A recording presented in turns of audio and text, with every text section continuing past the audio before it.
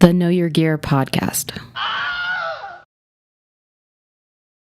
Hey everyone, how's it going? Welcome to the Know Your Gear podcast, episode 323. I'm mostly convinced of that. So, sometimes I make a mistake, and when I do the thumbnail on the last show, I don't put the episode number, and then when I'm trying to remember this week's episode number, I'm like, I have to go look, and this week I didn't. So if it isn't 323, it's like 324. At this point, why do we even count anymore? It's this week's episode. How about that? It's new, it's fresh. So many exciting things to talk about this week, besides the fact that I was 119. I had so much fun this week sending a picture of my dash on my truck saying that the outside temperature was 119 as I was driving around town. I don't even know how to explain that. It was so horrible. All right. Anyways, we have a lot of stuff. We should get into it. I should stop messing around because there's a lot of cool stuff. Okay. We have to talk about something that's really important to me first. I'm going to start with a little kind of tidbit and a story. And I'm wearing headphones. I'm not going to probably wear them the whole show. I'm getting used to headphones now. But there's a reason why. And it's because I want to tell you a story. So basically what happened, which is really a big deal to me, is that when I was at GearFest at Sweetwater a few weeks ago, almost a month ago, what happened was Mackie was there. You guys are familiar with Mackie because, hey, if you like the stick figure Know Your Gear guy, you know that they have a Running Man stick figure guy, so it's kind of cool. And so Mackie was there, and they had instead of having a booth at the event, they had a room where you could do your podcast from, right? And remember, most podcasts are pre-recorded. They're not live like mine. So mine had a little bit of issues because it's live, but none of it was the Mackie issues, just live streaming issues. And so what happened was the guys from 60 Cycle Hum, you know, Ryan and the other guy, just kidding, it's Steve. We give Steve a lot of hell. So Steve and Ryan told the Mackie guys, hey, you should check out Phil's podcast. It's good. I don't know if they said it's good. I'm probably stretching the story a little bit. But anyways, they said, check it out. So what happened, though, is when they said this, my wife was in the room, and they're like, oh, that's Phil's wife, and you can talk to her. So Mackie talked to my wife and said, yeah, tell us about this show of his. And that's not the interesting story, right? It could be like, oh, and here's the stats, and here's this, and you should do this. And what really happened was they said, look, yeah, we're interested. We want to help you make your podcast. And so what's funny was they met me, and then they helped me do my live stream from Sweetwater. And the Brad from Mackie basically was in the room when I did the podcast, and he was listening. And I would tell you that he said, wow, I was really, at the end of the show, he's like, wow, I was really shocked. It was a really good show. He goes, I was really interested in that. And he goes, not like in a negative way. He said it in a very positive way. I just want to make sure that the tone is matched correctly. He's like, wow, that was really, really good. And I really believe him because when he was sitting in the chair or on the couch, there was couches. I could tell as we were talking, interacting, you and I were interacting, I could see him getting drawn into it. Like I was like, oh. And he says, look, let me take you guys to dinner tonight. So he took us to dinner and basically like find out what your needs are. And he hooked us up. What did he hook us up with? Well, first, if you follow my Instagram, you saw it. The wife posted it today. Boom. Yeah, it wasn't a little stuff, man. This was a big deal. You name it. Everything I need for interviewing, headphones, the arm booms, the microphones, this amazing DLZ mixer, which is what you can hear when you hear stuff like this. Are you really buying another guitar? I was hoping you were going to ask that question. I have the trigger. I'll behave. Hey, and I could do this. What the? No, I'm just kidding. I could go, what the? Please indulge me for a minute, guys. This is really fun for me. Because this is really cool. So anyways, why is this a big deal? Why giving me this gear, is a big deal for me? Because, and here's why. Because there was something that it's been bugging me for years. Bugging me. And it's actually, I'm tying it into the first subject we're going to talk about today. So many years ago, when this show was averaging about 15,000 views on a peak 20,000 views per episode, which is really good, right? Anybody out there watching out there knows you guys are amazing, and the way that you guys support this channel. 15,000 views on a live show is a impressive number by any metric. So when the podcast was getting 15,000, 20,000 peak views, and the podcast audio was probably getting at that time about half that, maybe about 10,000 streams on average per episode, I was at an event, and Lewitt Audio was at this event. If you're not familiar with Lewitt Audio, they make microphones and stuff. And they said at the event, hey, we're so happy to meet all you YouTubers, podcasters. If any of you need anything, let me know. And I took that opportunity at the time when I was doing the show. I was doing it from a blue microphone it's a USB mic that I bought at Best Buy for $99. Remember, I started the show, I have no idea what I'm doing, right? I'm just like, I know how to fix guitars, but I don't know how to make podcasts, or live streams or whatever. So I was just like, I'll use my laptop camera and I'll use this blue USB mic. And I said, look, I have this show. It seems to be growing. The audience is really amazing. Like, we're building this community. I mean, it's going to be, I told them, I go, it's going to be huge. Like, I go, I'm bigger than where we're at now. I'm like, we're at 15, 20. I think we get 25, 30,000 views per episode, So you guys know for metrics, average live broadcast now is about 50,000 views and about 150,000 streams. So get this. So they go, okay, we'll check it out. And they checked out my show, and they told me my show sounded horrible and they can't help me. And I said, well, I know it sounds horrible. I'm using a USB blue microphone from Best Buy. And that's why it would be great, because if you guys hook me up with some mics and show me, because I don't need the equipment, I need to be taught how to use this stuff, like Mackie taught me at the event. And they said, and I quote, if we gave you stuff for your podcast, our boss would be mad because your show sounds so bad. And your show is so bad. And I wanted to say, you. See, I like that button now. Anyways, and so I was bummed. It bummed me out. I'm not going to lie. It really, and so I didn't reach out to any of the companies. I didn't do anything. Slowly, as you guys know, I've been upgrading this stuff. I got a PreSonus mixer, which the mixer's great. And I got a microphone and stuff, and all that stuff's great. Like I said, it works great. But a couple problems I've been having is, when you do the podcast, it's nice to have other things like the dehisser and the compression and things that helps it, just helps the show. And also having the ability to mute and do other things and having it all set here in a pre-setup. I mean, this is legit. I'm really want to thank the Mackie guys. So I just wanted to take that time because it's not that Mackie is so kind and it was great to hook us all up on the show. It was, look, there was two opinions there. One was like, your show sucks and we don't need to help you. And that's why I want to talk about this, not to talk about Lewitt, but here's a story I want to share because I think it helps you guys. I learned something from that interaction with them. And what I learned was nobody is going to send you on YouTube a nice amplifier if you have a cheap, crappy amplifier and it sounds bad. Like, you would think that as you make content, as all these gear channels make content, and this is why this is important. This is a really important lesson you should all learn, because I learned it, and it will literally change your whole perception of what you're paying attention to now. I used to think if you could do a show and you could get somebody to watch you, over time, they'll send you a guitar, they'll send you an amp, they'll send you a pedal, they'll send you a microphone. Companies will send stuff because they'll want to get their stuff in front of people because, you're increasing your views and your reach and your community. And what I learned is that's not how it works. How it works is this way. If you can take a cheap guitar amp and make it sound good in a video, an expensive company that makes expensive amps will send you an expensive amp.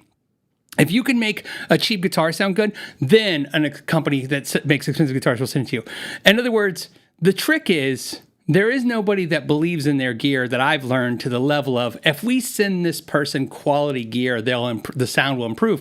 Lewitt really kind of taught me a lot with that statement, which was, yeah, if we give you nice stuff and you still don't know how to use it, it won't sound good, right?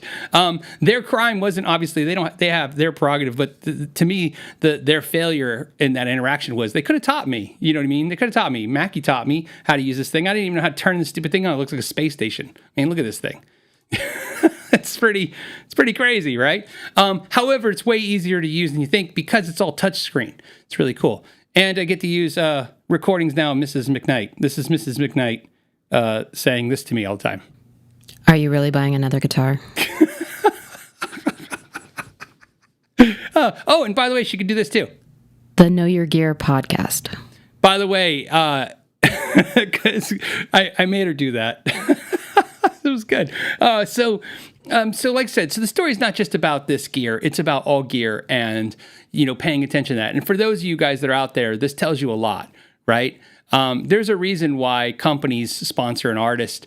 It's because the artist sounds amazing and they want their gear in front of somebody, in front of us, with that artist making it sound amazing. But there isn't really the idea is not, oh, this gear will make that artist sound amazing. They already got to sound amazing. That's what I learned. I learned all this, that you have to, so you have to get your stuff dialed in. You have to get your audience. You have to get your tones dialed in. You have to get everything done. And when you get it all dialed in, then maybe someone will come calling, right? And that's really good. So Declan says, make that your ringtone. Yeah, it's probably can work. So anyways, like I said, so now I have pads and buttons. I don't really need the headset unless I have guests. I'm gonna take it off. The only thing the headphones do for me is I can't hear those triggers unless I have the headphones. So and I don't see a whole lot of times where I'm gonna have to myself from saying things that were whatever. Anyways, I thought it was fun. I know I didn't indulge myself. I thank you guys so much for doing that for me. So let's get into the stuff you guys want to talk about. I wanted to share that story.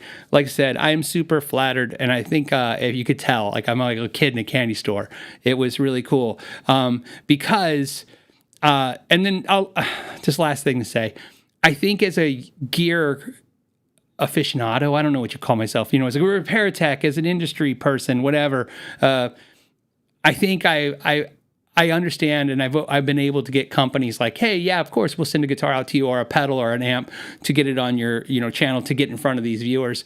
But I have tried so hard over the years, more than you can probably ever imagine, not only trying to get companies to back me on the video side, the content creation side, and not because I want free product. It would be nice if somebody, like I said, look, I don't know this stuff. I tell everybody every day, look, I know how to make it. I know how to make guitars, fix guitars, do all that stuff. And I threw a camera, which was a phone, in front of me, and I made videos.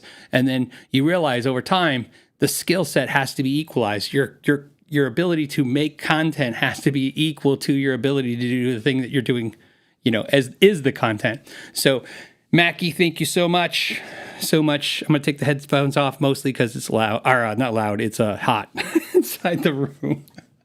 All right. And also, that's nice about the headphones is, hold on a second, is that I can actually hear and know if you guys can hear me fine. All right, that's my stuff. Let's get into early riser questions, get into stuff. First thing I want to tell you is the moderators now have an ability to send me messages, which is really great besides what you guys see. And so the moderators caught this last week that I missed the super chat, so I want to start with that. We All Float here did a super chat last week, and I didn't catch it. And like I said, sometimes they fall through the cracks, guys. We're trying to always make sure they don't.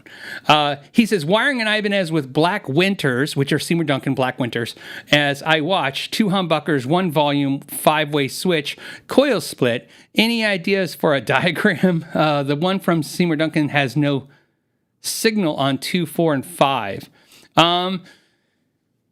So here's the deal. If you have two pickups with 4 conductors and you want to do a coil split and a 5-way switch, you don't want to use a 5-way switch. What you want to use is a 5-way super switch. If you watch the recent video I did of the new an F53 by Paul Reed Smith, that is what a super switch looks like. When you see, especially Ibanez's, it's a little tricky because Ibanez uses a less expensive switch that is a PC board based switch, and because that looks really normal because you can't tell when you're looking at it. Let me show you guys some stuff that will probably make a whole lot of sense to you. So what I want to show you is a 5-way switch, and again, I know diagrams and stuff gets a little tedious, but I'm going to use this. Like I said, I use Stu Mac a lot to show for reference because it works for me. Here it is right here. Here's the Stu Mac stuff. Let's move this so you guys can see it better. Okay, so here's a standard 5-way switch, as you guys all have seen. Very standard. This is what you would see in a Fender Strat. However, if we go back, then you can go and see this is what a super switch would look like. So you can see there's 2 rows. It's hard to tell from this angle, but you see these 2 things. And this is where you're going to get all the wiring combinations and stuff to do what you want to do, which is go ahead and coil split and all this stuff. You could use your basic 5-way switch and do some wiring on the guitar and then add a push-pull pot, but I would go ahead and get the super switch if you want. And so, Seymour Duncan absolutely does have wiring for those pickups and those volume tone and a super switch. It's a little intimidating at first. A lot of people hate it because it's twice as many rows and there's twice as many tabs to solder onto, just because there's so many different things you can do with super switch. A super switch, you could do stuff like where it's beyond coil split, by the way. You could do with that 5-way switch in your pickup combination, you could make it to where position 1's like a humbucker, position 2 is like humbucker and then single coil neck, and then position 3 is like 2 humbuckers, and then position 4 is 2 single coils, and position 5 is right, and any combination there. So it's really it's not a there's no limit to what you can do, and the only piece of like not advice, but like only kind of affirmation I can give you is this is 1950s technology, man. Right? So, I mean, it's not that complicated. It's levers and switches and stuff. So it's not like literally going to be, the hardest thing you're ever going to do. It's just, you got to get the right schematic, and they do have them. You can search for those schematics easily. That's what I would recommend doing. If it was me and it was your guitar, and you gave it to me, that's the first thing I would tell you to do. Let's get a super switch in there and wire it up and make it do some cool stuff, especially with those pickups. Okay, so the first question I saw today was from Sean, who says, "Hey Phil, can you do a European time-friendly podcast in the near future, please? And thanks from Slovakia." Wow, it's always crazy. I'm like, oh, Slovakia, like people get the internet everywhere else besides just like outside my zip code. I always just flattered when I hear people are from, all around the world and stuff. You're like, wow, this is really crazy. So yeah, I will do it. So, the one that I missed where I had lost my voice, that was going to be European time, friendly time zone. Because I don't have anything scheduled preventing me from doing a Friday show for a while, what I'll do is I'll add a bonus show instead of taking a show off. Like I said, we'll do that for sure. I want to do a European one. For some of you guys probably know what that means. For those that you don't, it just means I usually do it either on the Friday or the Thursday, but I do it much earlier in the day so that people in different time zones, especially European time zones, can catch the show without having it be like, right before, right after bedtime. It's kind of late. So, okay. The other question I got early was, I'm sorry, I don't know why I didn't capture the sign on, but I got the question. It says question. Oh, it's from Sean. He's a patron. That's why I don't have it, because he sent it through the patron through to me. So it says from Sean, says, question for Friday's show: With how good the QC is from Squires these days, in other words, the QC is really good at coming out of what most Squires. A lot of people praising the Squire stuff lately, and I agree. And the lack of QC for the Made in Mexico and Made in USA Fender stuff in comparison during COVID. Do you think in the future people look at the COVID era Squires as we look at the 80s era Made in Japan stuff? I like this. I just want to read the rest of it. He says, I remember at the time it was looked at as cheap overseas crap. That's a beautifully put, because that's what everybody used to say. And stay away from it because it came from Japan. Of course, my first real guitar, as I told you guys the story, was an RGE 770 from Ibanez, and it was made in Japan. And the salesman in the store told my mother, which almost made to where I couldn't get the guitar, that this was Japanese junk and don't buy it. And my mother, thank God, she that was my graduation present from high school, by the way. That's what I got, is an Ibanez RG 770. I remember it was $700, which was a crap ton of money then. It's a lot of money now, but then it was like nuts. I thought my mom would never go for this. This was such a huge purchase. And he was trying to sell us a Fender American Strat, which, by the way, is a great Strat too. I mean, it's a great guitar. It's awesome. But at the time, I wanted this RG5 or 770, and I just remember, like, as soon as he told her, he's like, "Yeah, Japanese guitars are garbage." And then what lucked out for me was my mother goes, "Let's go to another store." That was at Guitars Etc. in Tucson. We went to another store. I forget the name of it. It was just east of Guitars Etc. If anyone remembers the name of that store, that time frame, right?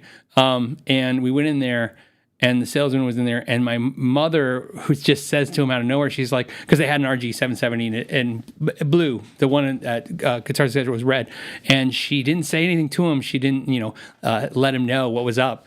She says, "Hey, I have a question," and he's like, "Okay," and she goes, "The made in Japan guitars, I heard they're pretty bad," and he goes, "Are you kidding? They're some of the best made guitars ever." And she's like, "Really? Because somebody told me that that's not true." And he goes, "Oh, well, let me show you." And then he just started showing her the differences to the guitars. And it was really cool. And so yeah, I understand what you're saying. Yeah, at some point it's possible. We'll look at the Indonesian, made in Korea guitars, all these guitars now, and then, but I don't think it's quite the same, but in a lot of reasons why, not like quality wise, but just, time, the age differences throughout the years. But at the core of the rest of the question he's getting to is he's saying, hey, about Asian. Okay, so basically I got the idea of the question. So the question is, are we going to look at the COVID era guitars, especially the Squire stuff, as being still good stuff, and then looking back, is that the good stuff, and then the made in Mexico and made in USA stuff expensive? No, because here's why. This is why Fender, and I'll just say Fender because we're talking about Fender, but I mean you can imagine a Gibson, all these guys are this. Everybody who's old enough remembers, dude. 70s era Fenders were crap, right? I mean, everybody, like, I don't even know if that's true. I've worked on so many guitars over the years, and so many of them have been 70s era Fenders. I don't necessarily, I couldn't tell you anything in my head that's ever stuck out. It's like, oh, that was horrible.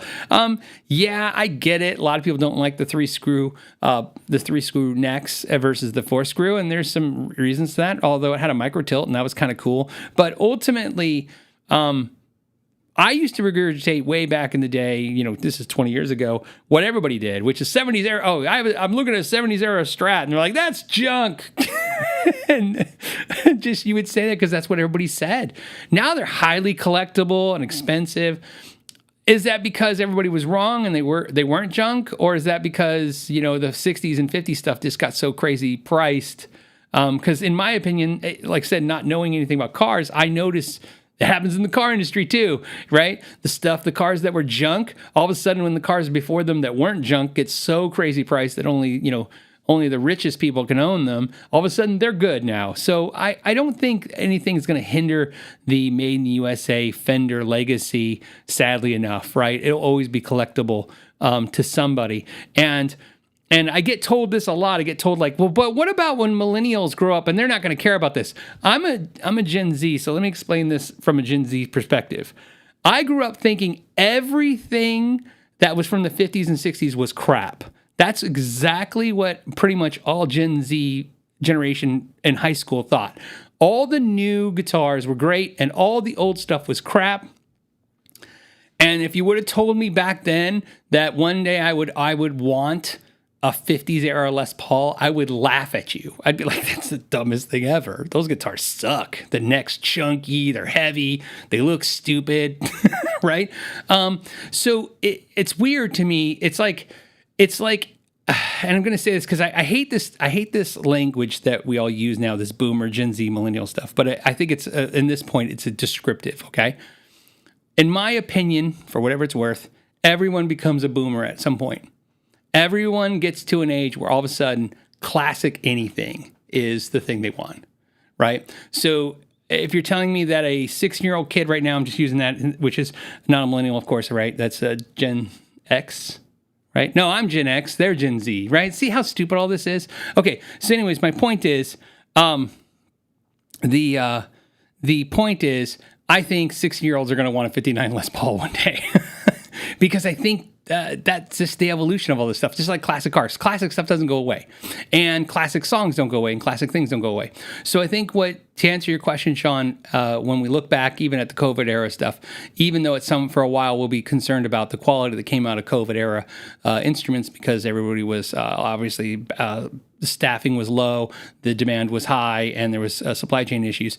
I think that eventually that gets forgiven because it just becomes an access thing. It's too hard to get the stuff, so it just gets romanticized, so to speak.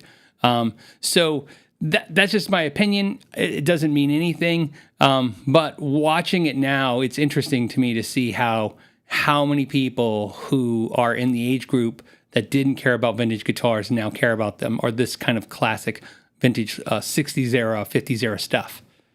So same with amps. I just watched a funny thing. I was on to prove it. A perfect example of this is I just saw a thing on Instagram where Tracy Guns just bought a Tracy Guns from LA Guns.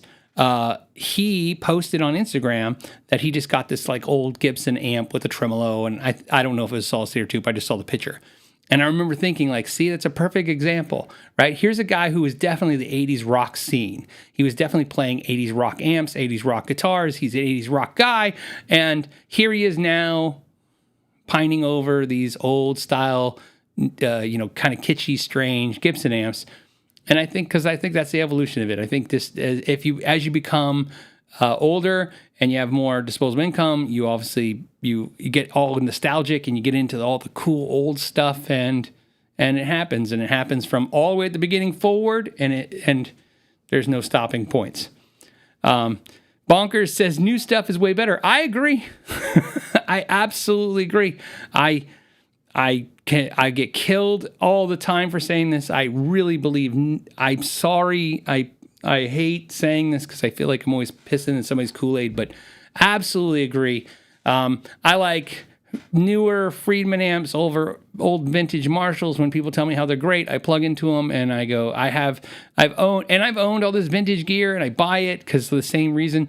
And it's not bad. It's fantastic. But I always end up with the same conclusion that I like the newer stuff fits my personal needs better, right? It just fits it better to me.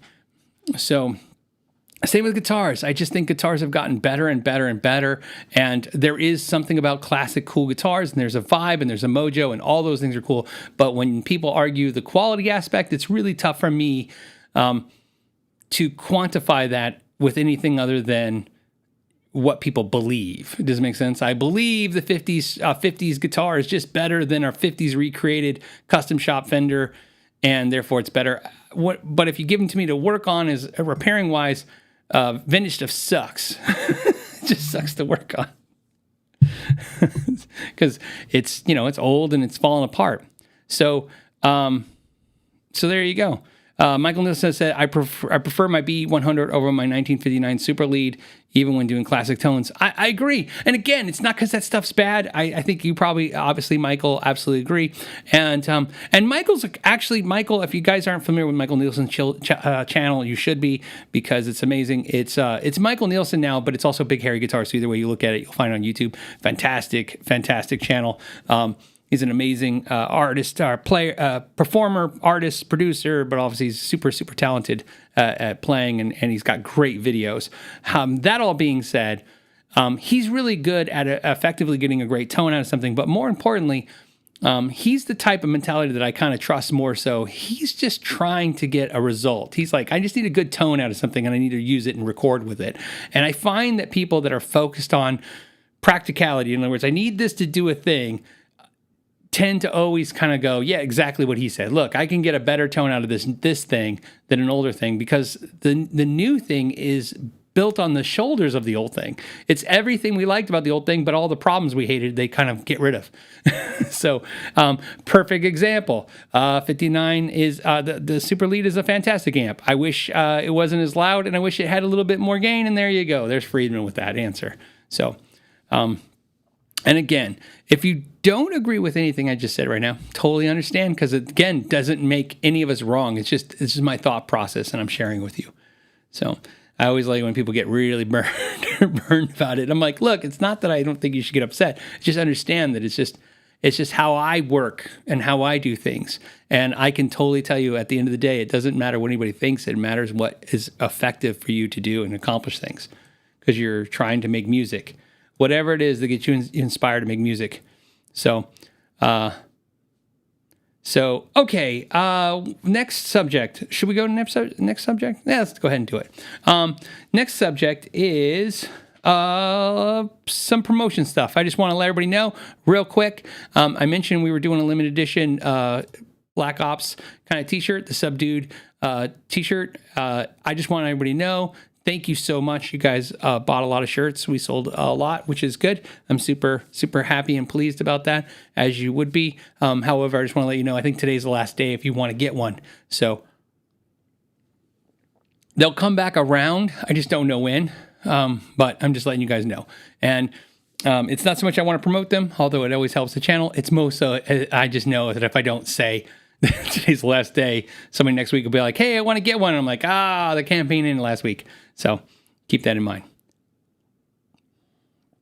And again, thank everybody for who got a shirt, man. I really appreciate that. Stuff is really cool. It's not always it's not so much that you're helping the channel, which is great. I really appreciate that. That is a huge part. But it's just, like I said, just wearing those shirts, it's always nice.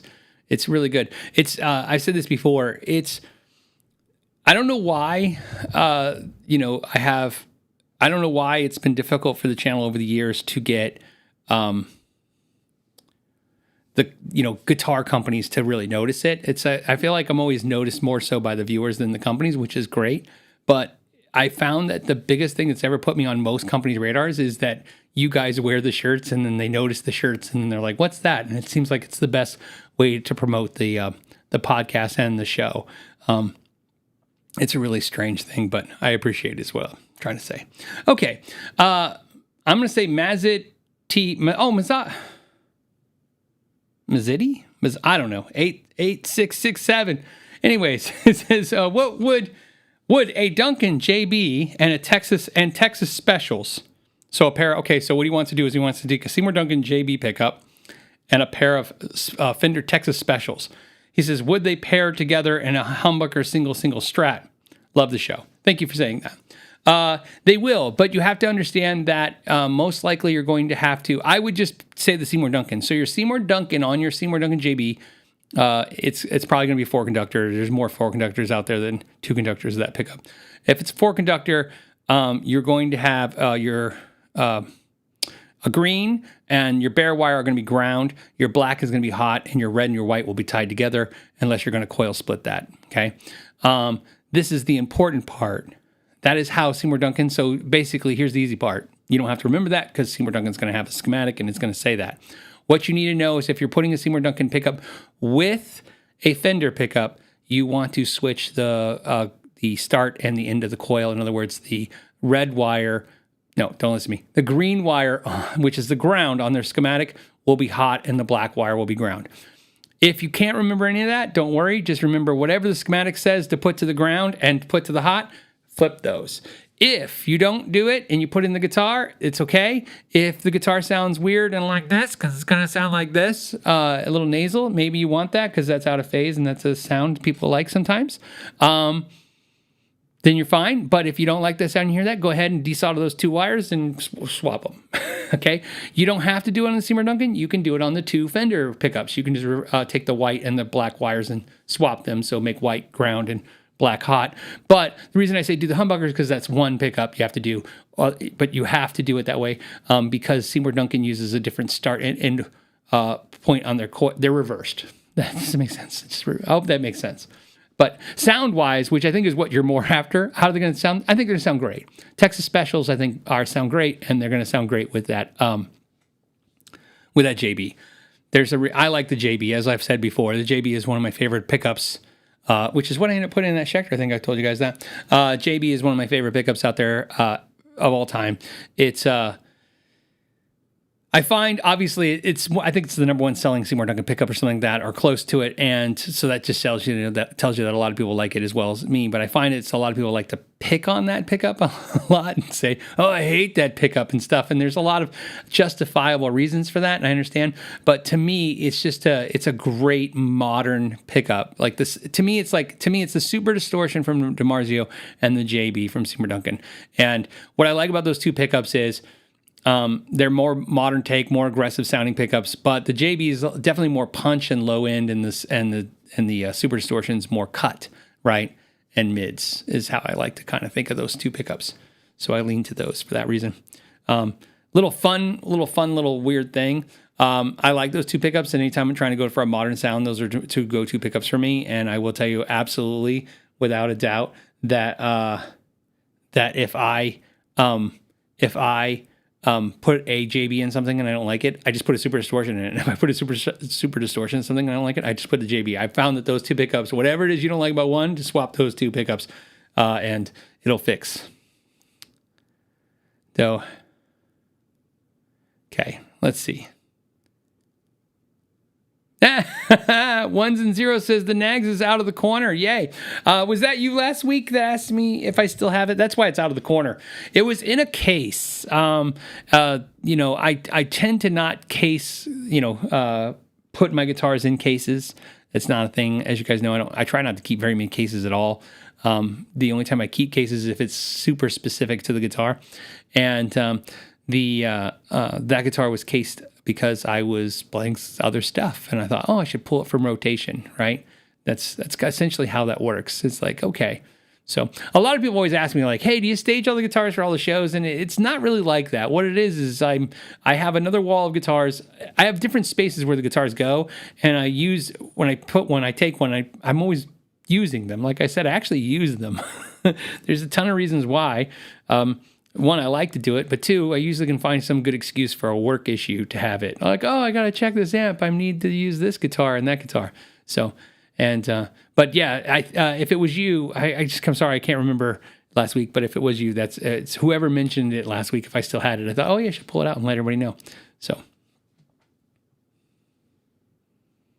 okay. 3J Music says, hey, Phil. Hell, Phil. It says, hell. Phil, are you in hell? No. It says, hey, Phil. Any thoughts on your Tonex pedal or thoughts in it compared to the Kemper? So this is where I want to be very cautious what I say, because I have not messed with the Tonex pedal. I haven't plugged into a computer with it yet. I haven't done anything with it. I did A/B it against my Kemper. So, and for reference, so you guys know what I did in that scenario was, I have two matching Friedman 112 cabinets with creamback speakers, and I had my Kemper plugged into one cabinet like I always do, and it's powered. It's a powered Kemper, and I was playing it. And so I took the Tonex and I plugged it into my Friedman small box into the return of the effects loop. So it was Tonex pedal right to power section of the amp into the 112, and I was just kind of A-Bing it that way. It's probably not a good way to A/B it. I'm sure a ton of you guys that are in the tech stuff are going to explain to me 10 reasons what I did wrong. I really don't care. I was just curious. In that scenario, I absolutely love the Kemper in every way compared to the Tonex. Nothing the Tonex was doing sounded to me as amp-like as the Kemper did in that scenario. But I also, that's why I said I got to start with this cautionary thing. I've been using my Kemper now for years. I feel like I have it dialed into what I want. It's really tough when you take a new piece of gear and you compare it to another piece of gear. The Tonex pedal so far, I like it. I am not in love with it in any way. I'm not connected to it or care about it in any way. I'm just, like I said, at this point, I'm trying to discover if I like it as much as the Helix Stomp. And so far, I think I do. That's really what I was trying to get out. Because to me, that's what I care about. I know a lot of people put things out like, it's the Kemper killer, it's the Axe Effects killer, whatever. I don't even care. Here's what I care about. That pedal, I bought it from Sweetwater. I think the guy gave me 10% off, or maybe gave me 15% off in the store. And so obviously that's what I paid. So not $400, but let's say $350, something like that. I don't quite remember the total because I bought some other things. But that to me is like half the price as the HX Stomp. So that's what I care about. Is it as good as an HX Stomp or better for half the price? Because I like the HX Stomp. I got rid of mine. I don't regret getting rid of it. I liked it. I was using it for portable rigs, which is why I had it. The problem is that one day it just kind of dawned on me. I only use it once or twice a year. And it was like $500-$600 for that thing. And I'm like, that's a lot of money to use something once or twice a year. So $350 is a lot more palatable for this thing that I'm only going to use once or twice and it's going to be for the YouTube channel, because you understand the reason I want the Tone X is because when I'm remote with doing stuff with the YouTube channel, I could use that, direct plugged into something and record some sounds and get you guys some content, make some content. So, okay.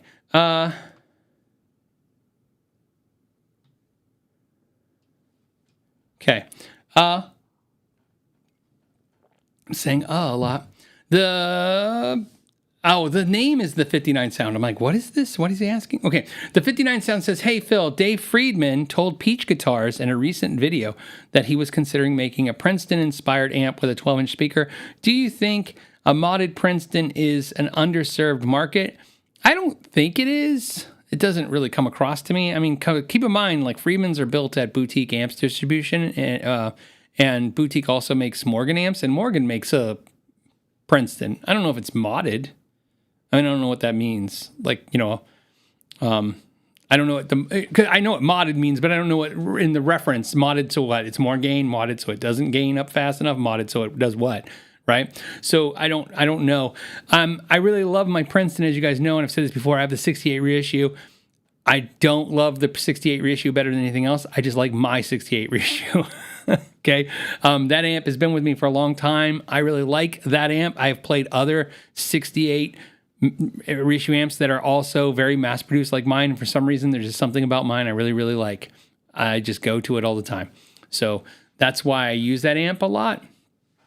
And Princetons are like that for me. I've tried some and I absolutely love them. And then I try some and I go, oh yeah, I can live without this completely. So, so the Princeton's kind of love-hate thing, but I love the one I have. But so, I mean, he's obviously a quality amp builder and he's got a great ear. Friedman, Dave's thing, there's a lot of builders out there. And I've kind of learned this horrible lesson working with them. And I don't mean, I mean all builders, for amp builders and stuff. It's just amp builders. No, I'm not talking about guitar builders. I'm talking about specifically amp builders, and not even pedal builders, but a little bit of pedal builders too. There's this weird thing where people who are very smart, which is great, they make stuff because they think that's the part that matters. And what I've learned is that I think Jim Marshall kind of executed the best way you could ever say. Jim Marshall never made an amp, right? He never designed a single thing. Well, I don't know whatever, but he sure as hell didn't design the very first amps, and he sure didn't build the first amps. He had that commission done. What Jim Marshall famously said is that he has a great ear and he knew when the amp was right. So he had somebody build the amp and basically keep tweaking on it until he knew when it was right. I absolutely think that's the important thing. The ear for the sound, to know when the EQ is right, to know when the gain is right, to know when the amp is right, is more important than anything else. I have watched people I absolutely love who are super smart and can build rockets that go to space, and they build an amp because they're like, I could build an amp, this is like nothing, and they build an amp and they bring it to me with all their love and all this passion, and it sounds absolutely just lifeless, or it's just not doing anything. And I've done it. I've lost a couple friends because of this. Not a lot though. Like I said, one thing that's nice about being honest is you burn a lot of bridges, but you build a lot of strong ones. That's what I've learned. So I burned, because of this, I burned some bridges, but I built some strong ones, which is when you have to tell them like, man, you did a great job, but it sounds horrible. And you know what the problem is? Their problem is them, their ear. They don't have one. They don't know when it's right. And so what I'm saying is I think Dave Friedman, even though he's the Marshall guy, I think Dave's got an ear. He just does. So I think he can make a great Princeton. I think he can make a great Soldano. I think he can make a great anything he wanted to make. He just has a great ear, or what I've observed of him and what I've observed of the things he makes. because he seems to know how to dial stuff in. It's just what I've kind of learned. So there you go.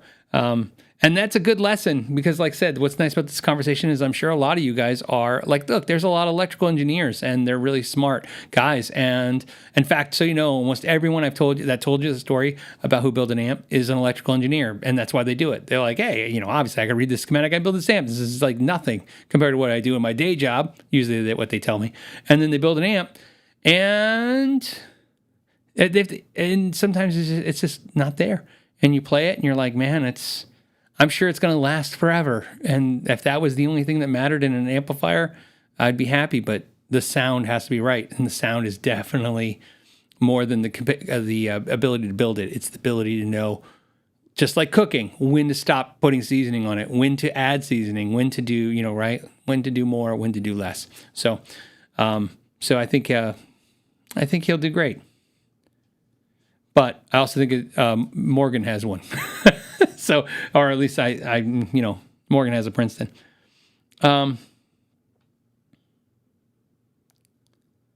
Super Lead 100 says, I got the house to myself, a large steak special pizza and KYG, I'm all set. So that's funny. You know, I kind of picture from your name, Super Lead 100, you have a large amp. You probably have a big Marshall, so I'm kind of picturing you're going to crank it. Little nice when you have the house to yourself. That's kind of nice. I have a tradition which I've is funny enough just recently backfired for the first time after 30 years. After 30 years. Oh my goodness. So anyways, after 30 years, here's what my tradition was. Anytime my wife is out of town or gone, my tradition is I eat crappy food and watch crappy TV. I mean, absolutely the worst. So it's like chili dogs and like Sharknado, right? The reason is I had this great idea, at least I thought, when I was younger, that you know, when your wife leaves and she comes back, and then you're like, oh, we went and got sushi, and we saw the new, you know, superhero movie or the new whatever movie, and she's like, oh, that's nice. I would have went with you guys, right? So I kind of came with this great idea in my head that I go, well, why don't I eat crap that she doesn't like? Because my wife's not going to eat a chili dog. So, anyways, and I go, why don't I eat crap she doesn't like? And why don't I watch stuff that's just super bad? And it's not because I like bad TV. So, you know, I actually don't like any of that stuff. But I watch like every horrible shark movie, every horrible thing that's on Amazon. Now it's always on Amazon Prime. But back in the day, it was always like the sci-fi late at night stuff. But it was horrible. Whatever I could watch. Now, here's why it backfired on me the first time. My daughter actually cracked me up so hard. So before I went to Sweetwater, I guys told you I was working for an insane amount of time. I was working like 40 plus days straight. That's because my wife was gone for an entire month because she was taking care of her mother. So she was out of state, gone for a month. That's the longest she's ever been gone. And so the plan started really sucking after about week 2. Week 2 of just eating horrible stuff and watching horrible stuff was just, it was, like Trolls 2. Yeah, somebody says Trolls 2? Troll 2. Yeah, of course. And my daughter finally, she stops by and she's like watching me watch something and she goes, I didn't even notice I knew it was bad. I just wasn't paying attention until my daughter said, I think your tradition, and I go, yeah. She goes, of watching bad crap. Yeah, and I go, yeah. Has a flaw. And I go, what's that? She goes, because she's like, I've been over 4 times and every time you're watching something horrible. And I said, yeah. And she goes, I don't think you ever thought you'd have to watch a month of this stuff. And I'm like, yeah, it was pretty horrible. So yeah, it was tough. So here's the irony. The irony is that's how I ended up getting exhausted. Because I couldn't take any more crappy TV, I just started working even more. So I started I'd work and then I'd go downstairs and I'd make myself something to eat and then I'd go back upstairs and I'd work until like 2:00 in the morning and get up. So Surf By says, did you have parties and strippers? Yeah, look, no, I'm too lame. So, I have none of that. I have none of those instincts. Any of this, I have all lame, boring instincts all the time. It's, It's not age. Like, I love it when somebody tries to make fun of me, like, as you get older, like, make fun of you. I was this way at 21. So, think about this. When I was, I think, 30, I think that's right, my wife finally got me to go to Vegas. I was like, I don't want to go to Vegas. I go, that sounds lame. My wife's like, come on, let's go to Vegas. I'm like, nah, that just sounds like lame stuff. So I don't know. I know. I hate to pull back the sheet of the curtain, and you find out I'm even lamer than you thought. No, remember, I think talking about potentiometers is an exciting night. Okay, so let's get into some other questions. Sent of a wheelchair pillow, who's probably only has a sign on, so I say it. No, I'm just kidding. Says, hey, homie, couple dollars to put towards the electric bill. Stay cool down there. I remember how it gets. Dad flew F4s at Luke Air Force Base in the 70s. I remember the F4s. I'm far from Luke Air Force Base, not super far, but far enough to where I don't get to see the aircraft there. They were F-16s. I think they're Raptors now. If somebody's in the area, if only put in the comments if that's correct. I think they are F-22s now, or they still have F-16s, F-22s as well.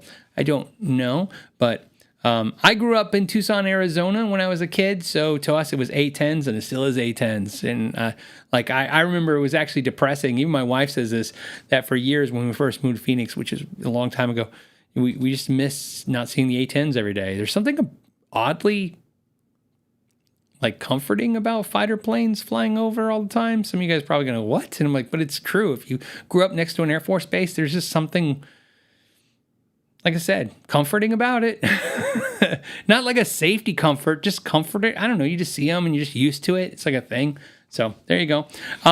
Thank you for throwing some money towards the air conditioning bill. I'm sure it's going to be nasty.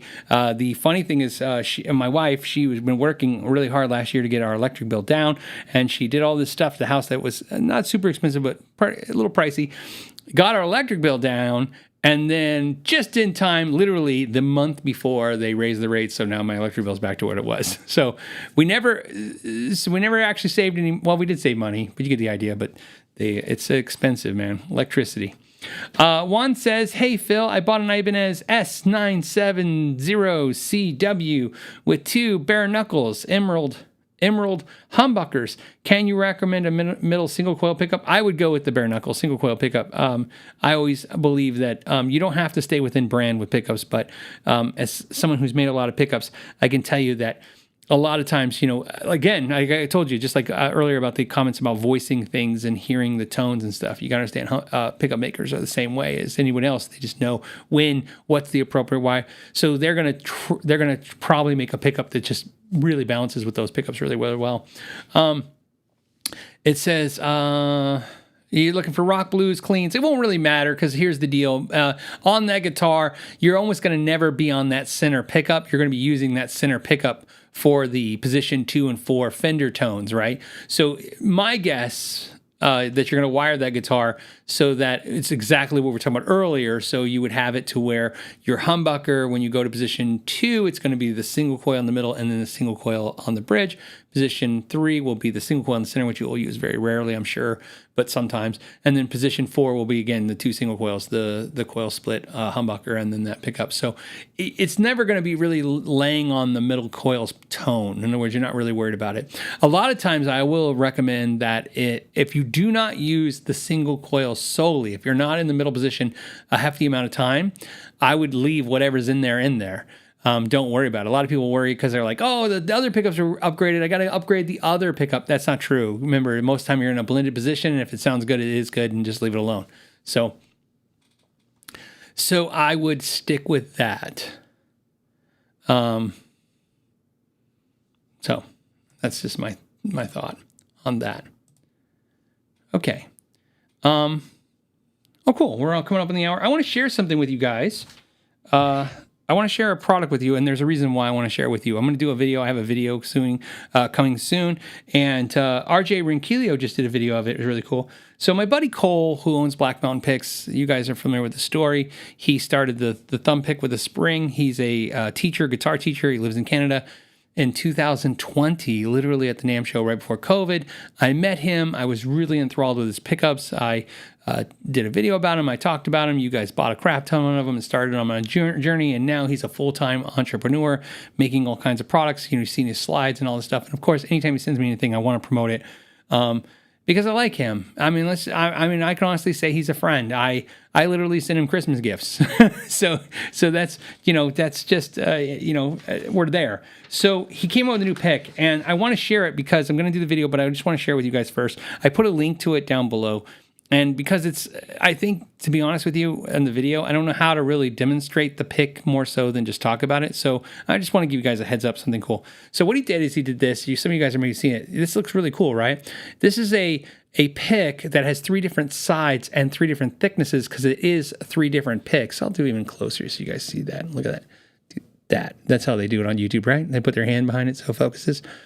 So what you have here is a thin pick. I'm looking at the numbers right here. So this is a nylon tip. It's a 6.6 millimeter, so it's basically half a millimeter thick. This is going to give you the kind of really strummy sounds for acoustic guitar and stuff. It has rivets in it holding the 3 picks together, right? And so it's made in the USA. And then if you're familiar with this pick, the red pick, this is more like a Fender style pick. This is a 1.5 millimeters, a little thicker, a little chunkier, and a little smoother, right, tip.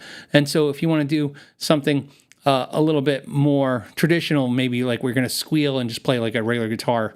And then if you go to the black side, I'm looking at this cheat sheet, is also 1.5 millimeters, but it's got a finer point, and this definitely reminds me more of like the jazz pick, right? So it's 3 picks in one. And the reason I wanted to share with is that's a cool idea. But when I was playing it, it was not like I was like, oh, this is the greatest thing ever. I just found like, one, I can hold on to it. But what I realized is I never thought about this until this pick. I never thought about this exact situation, which is why I want to share with you. I have different picks, right? I just do. I have like personally, and this isn't going to replace those picks for me. Some of you guys know I use the Dava picks, and they have like a bendy thing. This is real bendy. And then I use these Hercules picks. Wait, is that Hercules? Herco. Then I use these Herco picks right here. Okay. And then I have the Pure Tone picks. So I have different picks. And essentially, funny enough, I use about 3 or 4 different picks. And when I go places, I always tend to have one of those picks with me. And when he sent me a bunch of these, I started giving away to my friends. And all of a sudden, all of them started doing the same thing I did, which is, this is the pick you keep on you all the time. One, it's really elaborate looking, right? So it's like kind of easy to put in your pick pouch, or if you want to stick in your pocket, or just always know where it's at. It's a little pricey, not expensive though. So, it's like 3 is like $10 or 3 is $20. You have to look at the pricing. But like I said, he sent them to me, so I didn't have to buy them. So I didn't look at the price, but I looked to see if they were crazy price, and they weren't anything more than anything like this should be. And the crazy part about this is I started figuring out real fast, this is the pick you take with you when you're anywhere, because it's every kind of pick, right? Because I've had this problem before where I'll take my Pure Tone, I really like them. This is a pick I use, and this is a 1.5 millimeter. But I don't like this for the acoustic guitar. I find it kind of bites too hard and strums too hard. So I like something more like the Dava, something that bends, right? And that's what I like this for. So what I did, the reason why I'm talking about this today, I usually don't do this stuff. As you guys know, this show is sponsored by the patrons. So I don't like to talk about brands in a promotion sense. But so you know, I am doing a video for him. But one of the things you could help me out with is, I've been talking to companies for the last couple of years about this. Sometimes when a product is like this, I can make a video, and I think the video is best served to be like 2-minute long video. And, the companies kind of really want a long, drawn out video, and they want you to promote it. And I'm like, I have this show for something like this. I mean, here, I just explained what it is. I explained where to get it. If you guys think you're interested in it, check it out. If you want to buy it, if you could do me a favor, there's no affiliate link down there, okay? So if you buy it, he gets the money, which is what the way it should be. If you could put a note in there like, hey, Phil sent me here. He's a buddy, so I feel pretty good about doing this, but I really like to tell you guys that sometimes I notice that when I talk about stuff on this podcast, I see you guys react to it better and you buy more of it. then when we do the full demonstration, because again, sometimes you don't, what are you going to tell in a demonstration? I'll strum a guitar and go, yeah, it's strummy. So I just want to share with you, again, check it out. It's a cool pick. And so you guys know, so you have the name of it. Does it have a specific name?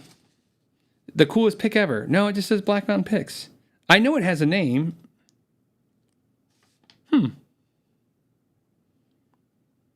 I thought it was called something. Oh, now I got to click the link and look. It is called the Asteroid Pick. So, and now, just because I guys told you, I want to make sure I am correct with the pricing. Where's his buy? So 3 picks is $20. That sounds about right. Like I said, they're made in the USA, and they are literally 3 different picks that are riveted together, and it is put together super nice. I gave one to Ralph, and Ralph, my buddy, said it best. He goes, "Man, I love how it you can't let go of it because of the rivets." I said, "I agree. They feel really nice." So just thought I'd share that with you. I'm sharing it with you guys. Let me know. Somebody says, "Can you just buy one?" I don't think so. I think let me look. No, 3, 7, and then you can buy accessories, stuff. I'm sure it's because, let's see. Is there a shipping thing? I don't know what it charges for shipping. Oh, free shipping to the US and Canada. That's why. You guys know, right? 3 picks, and he's got to eat the shipping to US and Canada. So that's why. So it's $20. $20 even for 3 picks. So it's not going to get much cheaper than that because of the, like I said, because shipping that stuff is at least $5-6. So $15 for $5 a pick for a custom pick like that, and then $5 to ship it. That's pretty much, like I said, he's a pretty reasonable dude. He does everything himself. He makes everything quality, and he's just an entrepreneur doing it, man. He's killing. Somebody says it's like a tiny fidget spinner. You know what? It kind of reminds me of a fidget. I keep playing with it. You know what? You're probably not wrong. I literally keep finding myself, it's in my pocket, and I pull it out and I'm just doing stuff with it all the time. I really like it. So I'm just going to share it with you. Like I said, I like Cole so much, I will promote anything he makes. Just because it's our friendship, and I'm always upfront about that stuff. Like I said, I tell you guys all the time, I don't believe I don't believe unbiased. I think it's important to tell everybody what the bias is. If you're working for a company, tell them. If you like somebody in a company, tell them. If you hate somebody in the company, maybe you shouldn't mention that, but disclose some of that stuff, right? There's all kinds of bias. It's not just I got paid, and that's where everybody goes to. They got paid and they said it was good. There's other bias, like I literally have friends that are YouTubers, as you know, just like me, and I hate a company, they hate a company hates us. And you're like, there's a bias there. That's why I said, everybody always I'll tell you I always love it when somebody says, I always chuckle when somebody goes, "Oh, I'm going to tell the truth," and then they bash a company that I just happen to know that they actually hate. And they're like, everybody else is telling you it's great, but I'm going to tell you it's horrible because I'm telling the truth. And I'm like, and also because you hate them. Because you got in a fight with them. I get that. Like I said, that's why I said I try to tell you the good and bads with companies. What I do. That's what's one, and that's a luxury I have, by the way. I don't know if I would say it if it was in a video, but I tell you guys on the show. We talk about whatever I've interacted with or done. Okay, so again, I appreciate you guys considering and looking at that. Robert Cross says, "Hey, put a super distortion in a guitar on a Marshall DS1 mid gain. It is noisy, loud, hums too. Lower gain, it's better. Is this the pickup amp gain level?" No, if it's humming, I'm saying it's, it could be the amp, but I'm going to say no. It's probably the pickup is not properly. You may have a 4 conductor and you may have it split and it may be stuck in single coil mode. And the problem could be, hold on a second. The problem could be because the super distortion, even in half, that thing's going to push, right? So you might want to make sure that it's not coil split, because it will still be a monster pickup with coil split, but it will be humming like crazy. So something to think about. That's the first thing I would check.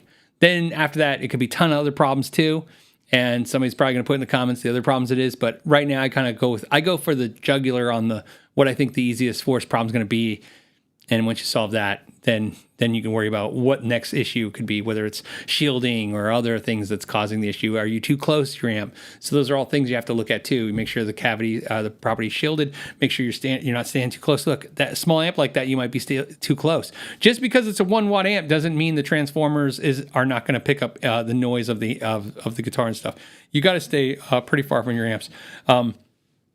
So when I say pretty far, 3 to 4 feet minimum. Trying to do this in my head, 3 feet minimum from your amp is I would say is a minimum, and even then it can be problematic. But yeah, you have to get a little bit away from your amp. You also could have a guitar cable that's doing it too. All of those things are in play, but I would definitely, the way you're when people go to the hum being so loud, it's probably because it's coil split. Vim69 said, thanks for a great time. Thank you, Vims. I appreciate it. Grumpy Mike Guitar said, congrats on the new relationship with Mackie. Sounds like they really get it. Again, thank you so much. I'm sure it was, like I said, it was really cool, man. It was really cool. The other thing too, I was going to tell you, this is probably important to say. So I was using the Presonus rig, which is a mixer, and it was cool. This obviously is really elaborate, and what it can do is really cool. But I was going to tell you, the one thing that was happening, and it's already great now, and I almost feel bad not mentioning this right out the gate because this is huge. A lot of times when I'm talking to you guys on the show and we get to the second hour, and I'm like, oh, I'm losing my voice. I'm always losing my voice. And I think I told you guys this during COVID. I had to go see a doctor and do I have to do a routine now, right? To do the show because I'm talking for 2 hours straight. But even though I was using the top of the line, I was using a $500 Shure mic. Okay, getting some water real quick, guys. So I was using a $500 Shure mic. The same one that Joe Rogan. Every podcaster out there has that same mic. It's a great mic. I was using that mic and my Presonus mixer, and I was yelling. That's how right now. You guys can't probably tell, but I am massively. I wish I had the decibel reader out. I am so much quieter than I normally am when I'm talking because I'm usually pushing my voice really hard because you guys would complain that the show wasn't loud enough on YouTube, and I had everything dimed. And again, I had a just for the record, I had a $600 Presonus mixer and a $500 Shure mic, and I was even in my software, I was pushing the levels and doing everything, and it just and I even talked. So I reached out to some of the people that are supposed to know in this stuff. When I say the companies, and they would just go, "Well, that's kind of how that mic works. It's just not very loud." And I'm like, "Okay." And when I did the episode with 60 Cycle Hum on their channel, and they were using the Mackie rig, and then I did my show that day on the Mackie rig. As you guys know, I was under the weather and I was wiped out. All of a sudden, I was like, wow, I'm a lot quieter. I'm not yelling at all. And I'm like, this is great. And I go, this is really nice. And I tried other mics too, but I guess they just did a really good job. So it's not, Wilford Thinker says, who makes those picks? It's Blackmountain Picks. And I put a link down below. And like I said, it's not an affiliate link. It just takes you to their page. So, if that's, like I said, just be aware of that. But it's Blackmountain Picks, and if you Google that, it'll come up too as well. And it's Asteroid Pick. So, but like I said, if you buy one, I never do this, right? You guys know this. I got 1,000 shows. I've never told anybody if you buy anything, tell the company. But in this case, not because Cole's my buddy, because I'm trying an experiment today. I'm saying, hey, are you interested? In this pick, and like I said, I hope you watch the video when it comes out, and also if you want, watch RJ Rinquillo do it like it's supposed to be done.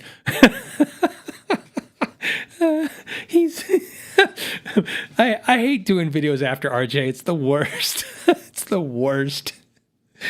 It's like, there's a saying there's a saying in the music business, which is never let the opening act be better than you. I think Kiss said that, right? I don't know. I'm probably making that up. And I feel that way sometimes on videos, never let, there's some channels, and RJ Rinquillo is one of them, never let that guy do a demo before I review a product. Because I'm just like, oh God, everybody's just going to know it. Like, they're going to see how I make it suck and he made it sound good. So I'm like, I actually had an idea once. I go, I wonder if I should just pay RJ if he'll do it. I go, I'll just take clips from when he played it and I'll put it in my video. I'll just do all the tech work, and then I'll just take his clips of playing and go, look, and then you'll be like the perfect video. You'll get the deep dive from me. You'll get the playing from him. It'll be perfect. So there you go. Yeah. So Matt says RJ's a tough act to follow. Yes, he is. He is. But that's good. Litvey says, hey, I got a guitar with a vintage spec import pickup, and it's good. In what ways is similar spec boutique pickups better? Is it just gear math? Pickups are a lot of gear math, man. I've been very upfront with this. Okay, the pickups I make, the number one pickup I sell is the Northern Lights pickup. Okay, and that's the pickup that we're working on currently on making a production model pickup. Right. I was totally wrong when I started making some of the pickups for people. I thought for sure the Copperheads would be like the ones that took off. They do well, and the P90s did very well. All of them do really well, way better than I can make, or better. They sell better than I can actually physically make them because of my time restraints. But the Northern Lights definitely became the stars. And I've said this before: the Northern Lights pickup is a clone of a pickup that somebody that I like made, and they don't make them anymore. And I was like, oh, I'll just make them. Right? That's essentially like no different than some companies are like, hey, this company starts making stuff. Oh, that's a good segue to another topic in a second. And I'll just make them. So I started making this pickup, and to be very clear, so you guys, I've been very clear about this. Gosh, like 80% of my guitars, that's what there's in there, is the Northern Light pickups, because that's what I like. I like that sound, and I like putting it in the guitars. So the reason I'm telling you this is the Northern Light pickups are expensive because my time is valuable. Not like my time is valuable like I'm successful. It's valuable because I'm not successful because I'm still doing. I got to do everything. Right? There's a lot of stuff that has to get done every day, and so sitting in front of the winder, I have to balance that with like other things I can be doing because everything I do. In the YouTube gig and all this other stuff and the Badlands and all this stuff, that's a revenue stream for me. So it's like, how do I decide what to do? And so that's why I've been working on this production Northern Lights, and I've been very clear about this. The price will drop dramatically, and nothing will change except for who's winding it, because I can pay somebody a very good labor rate to make these pickups, but I can't I can't do it myself because although that's a great rate, I can, what I fall behind on is more valuable to me than the rate that I make. Does that make sense?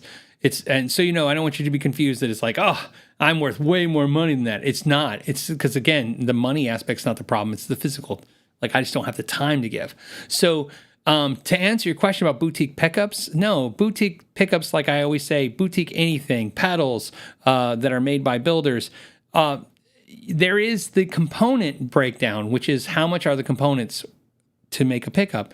To make a Northern Lights humbucker with packaging, I think we're in the $35 to $40 range because of the volume I buy at. I think that's where we're at. So if you break it down. Now, keep in mind, there's a lot of sweat equity in that because my wife does the packaging. She's buying the boxes, and she actually puts the graphic on the box. She does that, right? So, I mean, I'm obviously, sadly enough, I'm not paying her, right? I mean, she's getting, she's in the household. And then, but I mean, like raw components, it's not expensive to make a pickup. As you guys know, anybody can go to Mojo Tone and just get a kit and see that you can get a kit for almost nothing. And that's literally, just the basic stuff that everybody can get. It's the time factor by far. And so that's the expense. And I've said this before. It's like if you want a picture on your wall, you can go to IKEA and you can get a great picture for $50. But if you go to an art show, I don't mean like an art show, but one of those outdoor festivals, and you see a picture taken by an artisan. I don't know why I said 10 at the end. Artisan. They might want $400, and that isn't because it costs $400. It's because their time. That's how they make their money. So to answer your question, Leve, yes, absolutely. Where I'm always confused and where I draw the line personally, which is why you can tell when I make my videos, I've always been like this, is that I'm always confused when things are mass produced and then they seem to be priced not badly, but priced obscurely weird. Like it seems weird to me when something is super expensive, even though it's easy to make and is mass produced. The reason why I think certain things are expensive is because legitimately is because somebody's paying their mortgage, feeding their children, you know what I mean, making a living off this, and they suffer from, and this is what a lot of gig economy people suffer from, which is they have to make a lot of money per hour because they physically can't work all the hours. It's not like there's 40-hour week. It's like a 60-hour week, but out of that 60 hours, 40 of that isn't worth anything to anyone. It's all the other stuff you have to do in the background. So to answer your question, no. When you buy expensive stuff, it's mostly, I think you should always lean into, you're supporting somebody that you believe in, you like them on some level. There's some reason for that. Again, their ear is worth something too. You know, why does their pickup sound better than somebody else's? It's absolutely look, if you flew me right now, okay, and I'm using me in this analogy, this works perfect. If you flew me right now to a Chinese factory where they make pickups, and you told me to sit there and make a pickup, and I don't mean just like make what they make, but make a good pickup, I would make you a good pickup. I really believe that. I believe that I would make it, and you would play it on your guitar, and you go, I like this. I'm not saying it would be the best pickup ever, but I'm saying it would be great. So the question is, why was the pickup that was coming out of China, is it bad because it was cheap? No. Is it made in China? No. It's because, again, sometimes they're just using a blueprint formula. You know, it's they just go, okay, it's this wire, it's this many wraps, right? And then, and then that's it. I mean, it takes a little finesse to get the formulas right. It's no different. It's a recipe. So he says making cheese. I don't know how you make cheese, but maybe that's the same thing too. I don't know. Yeah, Kraft is cheese. Is it? Is it cheese? So same logic. Litve is yes, and that's why it could be a fluke that something is cheap and sounds good, or it could be literally because somebody had a great ear and dialed it in, and they didn't charge you for it because the same thing. Like I said, when I get the Northern Light price down, it's going to be the same sound. It's going to be everything the same. It's just like I said, I'm going to be able to reduce the labor part, which is a big deal, and also increase the volume of pickups, because that's another reason why I got to keep the price high, because I can't do the volume. Right? I go down, I do a wind a bunch, and then I sell out, and I go, this is great. And then, but there's, I got to figure out, what do I quit? Do I stop making the podcast? Do I stop making YouTube videos? Do I stop doing the other things? I mean, so you get the idea. So that's, and I think that's an honest way to talk about this stuff. It's like I always tell you guys about custom shop guitars, right? When somebody says, oh, custom shop guitars, are they that much better quality than another? No. But they're unique, and therefore, because they're unique, they're cool. There's something about that's inspiring to some players. Some players don't want to have a guitar that's ornate or over the top and they stand out. Sometimes you just want a black Stratocaster and you just want to be, you don't want to, anything fancy. Then you don't need to buy a super expensive guitar. They make great guitars at every price point, and I guess if it doesn't bug you that everyone has the same guitar as you, which doesn't bug a lot of people, then it's good. My niece here says, hire some children to do the winding. Yeah, I know the joke. The problem really is, like I said, there is a style to everyone's making their own pickups, which is why, it's why the big companies that do really well, I'm not having a moment where I can't think. I'm having a moment of I'm allowed to say what I'm trying to say. I think I can.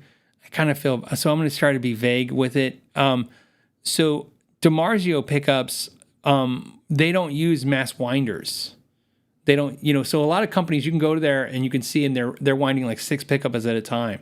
DiMarzio is still winding. They're doing it with automation, but they're doing it one at a time, and they're still stopping them a few times to check to make sure everything's winding the way they want it to, because they want everything to be a certain way, right? They want it to be right, so to speak. I'm not saying that if you wind them with a bunch of pickups in a row is getting wound at the same time. I'm not saying that's not right, but I'm just saying it's what they care about.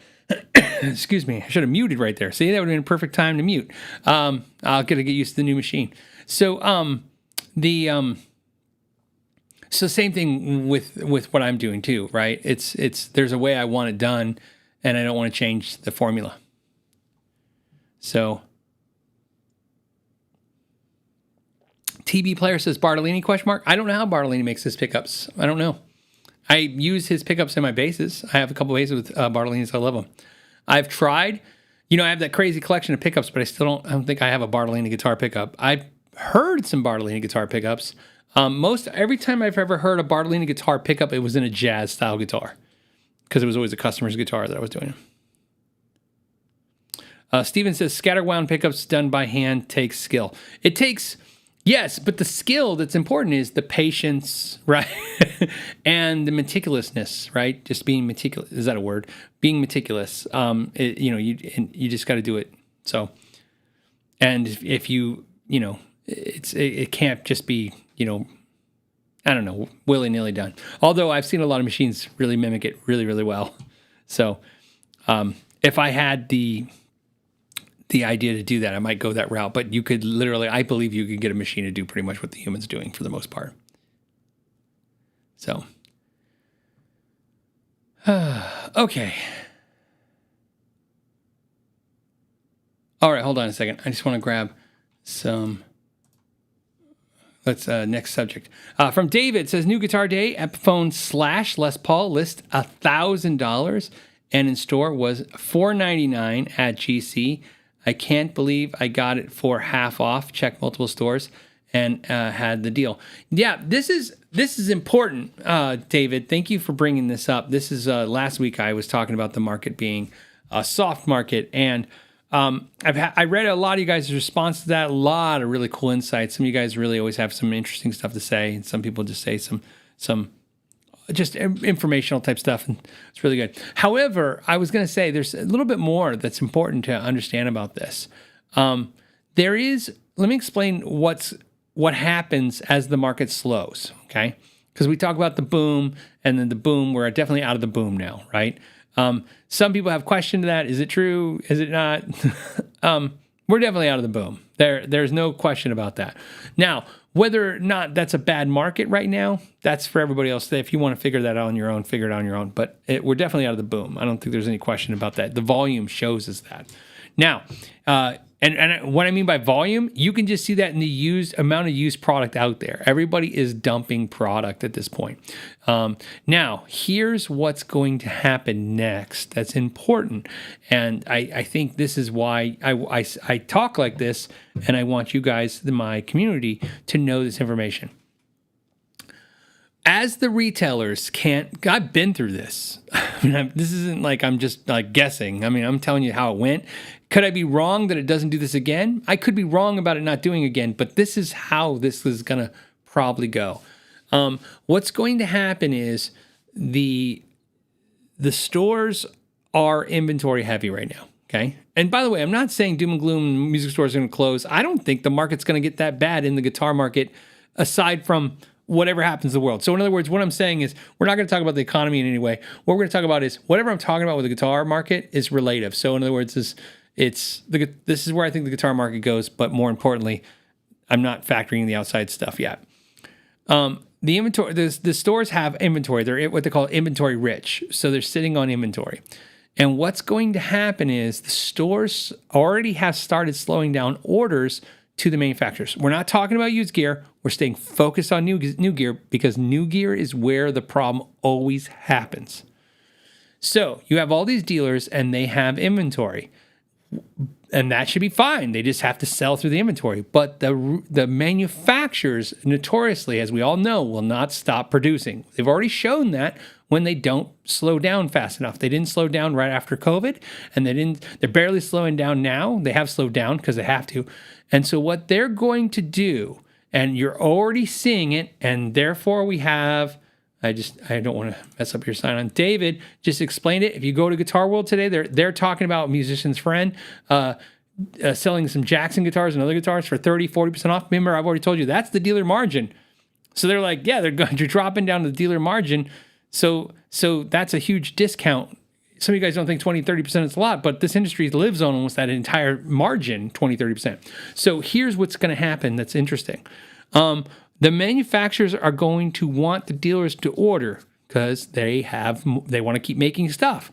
So what they will do is start lowering maps, and we're seeing that. In other words, they're going to tell the dealers, oh, guess what? You can drop the prices. The big dealers, they will get compensated some way. The smaller dealers, what they get told is basically, good news, we've dropped the map to your cost so you can get rid of this stuff. And a lot of times what they'll offer to the smaller dealers is some kind of like, but when you rebuy in and you replenish that product, we'll give you a discount. Now, I'm not saying all manufacturers do this, but a lot of them do, especially the big players, right? Which is the important part because the big players are the volume guys. So what's going to happen next is they're going to let the dealers start dumping products, right? Somebody, see, Tone Strap says I just got a Jackson half off. Right. So this is the important part. Simultaneously, while that's happening, we can already see on Reverb, Craigslist, you name it, the inventory of used product is climbing because a lot of guys and gals out there are like, I guess I don't need 9 Les Pauls because I'm not depressed anymore because of COVID or whatever the hell is going on. And they're like, let's shuck off a couple of them, okay? And so we're going to everybody start listing some gear, thinning the herd, right? Okay, cool. So, it's, and of course, we're not even talking about the economy. We're not even talking about like, hey, they lost a job, they need money. There's all kinds of things like that. We're just talking about, again, just how things like this roll out in a normal economy, okay? So now what you do is you have people listing their used product, but then you have dealers dropping price on new product, which means no one's going to buy your used Jackson Dinky made in Indonesia that you paid $700 for $500 when they're $450 new. So now you got to go to $400, right? Which is fine. You can because you're just recouping money. You'll drop. That sucks for you. But this is the problem with the dealers. The dealers then what's going to happen is they'll sell through their inventory and they're not going to make a lot, if anything, on that inventory, okay? And then it's going to be time to re-up, and guess what? They're not going to want to re-up that hard because they didn't make a lot of money, right? So it's going to be like, if you sell off your I'm using a simple number. If you sell off $20,000 worth of inventory for $20,000, all you have is initial your $20,000 investment back. You made no money on it. So now you're taking your investment back. So if you're a better dealer and you're doing well and you're sitting in a good position, well, now it's just back in your account. And that's fine. If you're not, you're struggling a little bit and you're paying some of your bills with that. Maybe you're paying some other outstanding invoices to other manufacturers, or you're going to pay some employee payroll, or maybe you're going to pay your rent, or you're going to pay taxes, whatever you're going to pay that you're backlogged on. And either way, here, what really matters is not whether or not you paid bills or if it's just back in your savings account. What really matters is how you feel. And how you're going to feel is like you're not going to really want to load in more stuff. So you're going to go, hey, I don't want to order as many guitars to backfill. And the manufacturer then will start feeling the pressure that the sales force of their sales isn't going to backfill that inventory. And so guess what they're going to do? Well, they're going to cut back production, but also start adjusting pricing a little bit. And that's why the deals are out there. And this will go on for a while until the inventory is thinned. And it's going to take a while. I'm not talking about doom and gloom. I'm not saying the end of the world. I'm not saying any of that stuff. No one knows that stuff. I don't care what anybody says, right? I just don't, or at least I don't believe anybody, right? If it's bad or good, you can figure it out on your own. Everybody's got their own life to live. All I'm talking about is if you're looking at gear right now, if you're looking at a guitar right now, if you're looking at an amp right now, whether it's new or used, I would highly recommend, always like I said, because I do it because I'm suggesting it with integrity, right, and care, but definitely ask for a deal because stuff's not moving, and so therefore the price is softened, and you shouldn't be paying the full price because you don't have to. So that's yeah. So I'm glad you got a new Les Paul for half off. I think that's going to be the trend for a little while. And then somebody will always say, because they said it last week, yeah, but where I live, or hey, what I saw, there's no discount. Well, don't factor in. I can't factor in every single thing. For instance, some things are still hot items and they're sold, right? They're sold, and no one's going to give you a deal. Of course. Look, even in the biggest recession, a Lamborghini can still go for full price, of course, right? If it's the hot item, whatever. So there's always going to be exceptions to everything. But we're talking about just generally speaking, this is how this is going to probably roll for a little while. So again, if you're looking at a guitar, don't be afraid to give that offer or talk to negotiate or look for a deal or wait for the deal. They're going to be out there to be had.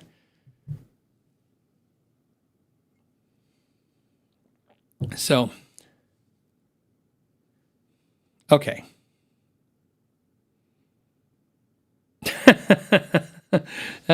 Sindustry says, every time I try not to buy stuff, I turn to Steve Martin from The Jerk, and I need that. That's all I need. That ashtray and this thermos. That's all I need. End of the Echo says, oh, by the way, Alexander Roy, thank you for the super chat. End of the Echo says, took your advice, mint means new. PRS SE HB2 for $600. Hollow Body 2 for yes. So exactly. So what? Perfectly timed. Thank you. End of Echo. I couldn't perfectly time a better question. Thank you. So basically, what they're saying is exactly what I'm saying. They got a mint condition guitar, like I was telling you last week, for a discount, which obviously was a new guitar that a dealer was, trying to get the price out, get it out below map. And again, it was an SE, which is, I think there's going to be a lot of SE out there because I think they produced a lot of SEs. I think we see it with Fender and Squier too. A lot of companies, and again, it's not just guitar companies, and it's not. I'm not faulting anyone for it, but we've seen it. We've seen a lot of this across a lot of industries, right? Think about this, just to give you a reference stuff. I was talking about my air conditioning units going out and how expensive that was. And I didn't tell you this, but what's funny was I told you my friend who owns an air conditioning company kind of bailed me out and took care of me, and thank God for that. But what's funny about this was the air conditioning company that was trying to sell me new air conditioning units on the spot. They were like, oh, we can give you a smoking deal on them. Now, keep in mind, it's 115 outside, okay? And my air conditioner's out. It's 96 degrees in my house. And the air conditioning guy's like, I can give you a deal. And that made me nervous because I was like, that doesn't make any sense, right? It should be like, screw you, no deals. And he's like, I can get $3,000 off the units. And so why that story's interesting is when my buddy came and fixed my air conditioning and took care of me, who I trust highly because we've been friends for a long time, and he comes to my house at 10:30 at night and fixes my air conditioning for me, right? I let him see the paperwork. I go, this is the paperwork they gave us. And he said, he goes, actually, that's a pretty decent deal. And I go, yeah. And I go, yeah, why would they have a discount on an air conditioning unit in the middle of July when it's 115? And he said, because they probably bought these, like a lot of air conditioning companies, they probably bought a crap ton of units. I think he said in the last year or two, and they bought them. And it's different than the guitar world for sure. Anyways, they bought them because they were probably having trouble getting them. So they were probably like, hey, doubling and tripling the orders up because it was hard to get that stuff. And then they got them, and he goes, and you can only sell them new for, I think, 2 years or a year, whatever. Once they're last year's model or once or 2 years, they're not considered brand new anymore. So he goes, they're going to have to discount them anyway. So they're discounting them so they don't have to discount them more. And I go, oh, okay. That was unfamiliar to me because I'm not from an industry outside the guitar. So, you walk in a music store, people try to sell you a 2021 Fender Strat like it's brand new. So we don't have that, this is last year's refrigerator and now it's on discount. So just to tell you, it can cross a lot of industries too. Like I said, it's called inventory rich. They just have lots of inventory and they like to thin it down. And you should be out there helping them thin it down because it helps the economy. Go out there and buy some guitars. Like I said, I've been on this receiving end and on the giving end of this, and I can tell you, I don't like like any dealer doesn't like discounting their prices, but they sure as hell like it better than not getting any sales at all. Shane, thank you for the super chat. Mr. Spencer says, "Hey, I want to drill holes in my Squier Bronco bass and give it a string through bridge. Any words of advice, wisdom, and warning?" I don't know any warning. It's not like I would definitely recommend if you have a drill press, use a drill press instead of a hand drill. A lot of people will use a hand drill. A drill press is a big. If you can, and also to remind you, it seems like a silly thing to remind somebody about, but you may not have a drill press, but you might have a friend with a drill press, and maybe going over there and buying him a 6-pack of beer and using his drill press for 4 times might be a good investment for your time, because a drill press is a huge part. You want to keep those really nice and straight, and you don't want to mess that up, and the drill press will help you with that. That's what I would recommend. That's about it. I mean, obviously all the biggies are, you don't want chip out because you don't want to chip out the paint or chip out anything else. And you just want to make sure that they're lined up correctly and they go through the bridge. That's about it. I mean, it's as simple as, you measure it and do it. There's nothing cautionary. I can go, oh my God, it's so horrible, stay away. No, I mean, I've done it a million times. People do it all the time. It's even something people who are new at working on guitars or lutherie do all the time. It's not really what I mean, it's not as, to me, it's harder and scarier to use a router the first time than maybe a drill or drill press. So it's not like I said. And if you don't have a drill press, man, hold that drill straight. Because if you come at it, if you do come at it at an angle or you do anything with the drill, it's going to be a mess to deal with. So, because even if you are off just by a little bit, you'll find yourself when you're threading bass string's not as bad as electric guitar, but threading strings through. There's a lip on the ferrule when you put it in there that's going to help hide some of the chip out if you have a little bit of that, just a little bit. And then the bridge, though, the way the plate works, a lot of times the string catches, if it's not lined up perfectly, you're just going to play this game all the time, trying to get it to go through. So even the manufacturers have that. Sometimes if you guys have really inexpensive guitars that have string through bodies, you'll notice that when you're trying to restring your guitar, you're constantly like, what? Why won't this go through? It's because they did it wrong a little bit too. So really. And then, myopic, autistic metal. I think that's what it is. Okay, you're signing so crazy. Okay, it says Harbor Freight sells cheap drill presses. Absolutely. So everybody, I always find Harbor Freight's always a touchy subject. Somebody's like, oh, don't buy that crap. Me, I've bought tons of Harbor Freight tools and literally have them forever. And, I even tell the story a lot. I bought a compressor at Home Depot, and when I got it, it was missing a piece. So I took it back to get another one, and Home Depot didn't have one. I was like, this sucks. So I got my money, and then I went to Harbor Freight and got one. And then a couple weeks later, maybe a couple months later, I think I told this story, I got a scary recall notice, like a horrifying one, like, stop using immediately, it'll blow up and kill you kind of notice. You're like, these tanks are exploding. You're like, oh, whoa, okay. And I get the notice, and I go, and I hand it to my wife, and my wife goes, she does what she always does. She goes through the paperwork. She goes, you don't have this. And I go, no, it's the new compressor. And she goes, this isn't that. And I go, wait a minute, how can it not be that? And I look it up and I go, no, this isn't the compressor I have. What is this? And then it hit me. Oh, it was the compressor for the Home Depot, because Home Depot had me on their receipts in their system. So the Home Depot compressor got recalled because it's blowing up, killing people. And the Harbor Freight one I still have to this day. So I'm not promoting Harbor Freight. I'm just saying, everybody's got an attitude about tools, and here's the deal. I buy Harbor Freight tools off of one Logic and one Logic only. I buy the tools that I use very, very minimally, not because I think it's cheap stuff. It's just, I'm just not spending a ton of money on something I use once or twice a year. So my first drill press, was Harbor Freight.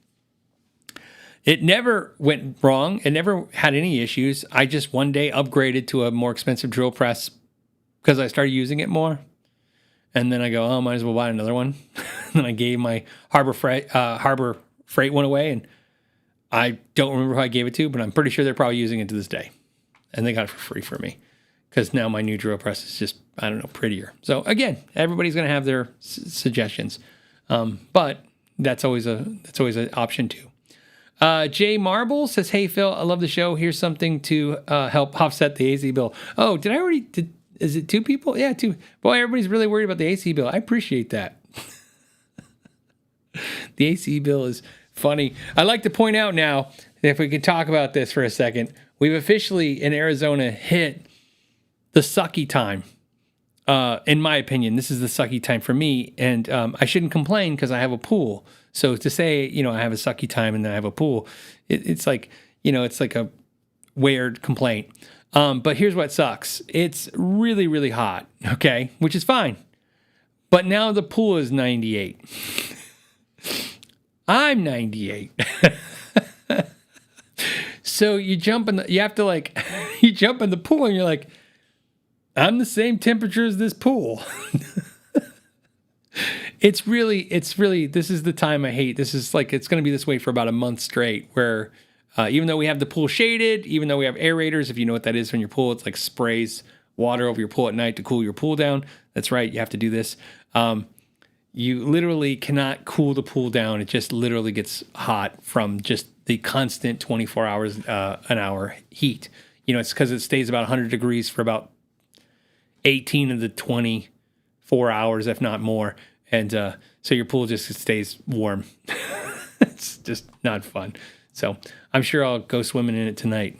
Okay. So Thomas, what we'll do is we'll recap the question, okay? We'll fix that for you, buddy. So Thomas's question was about the Kaizen and the 7-string. And he asked me if you could reconfigure the pickups.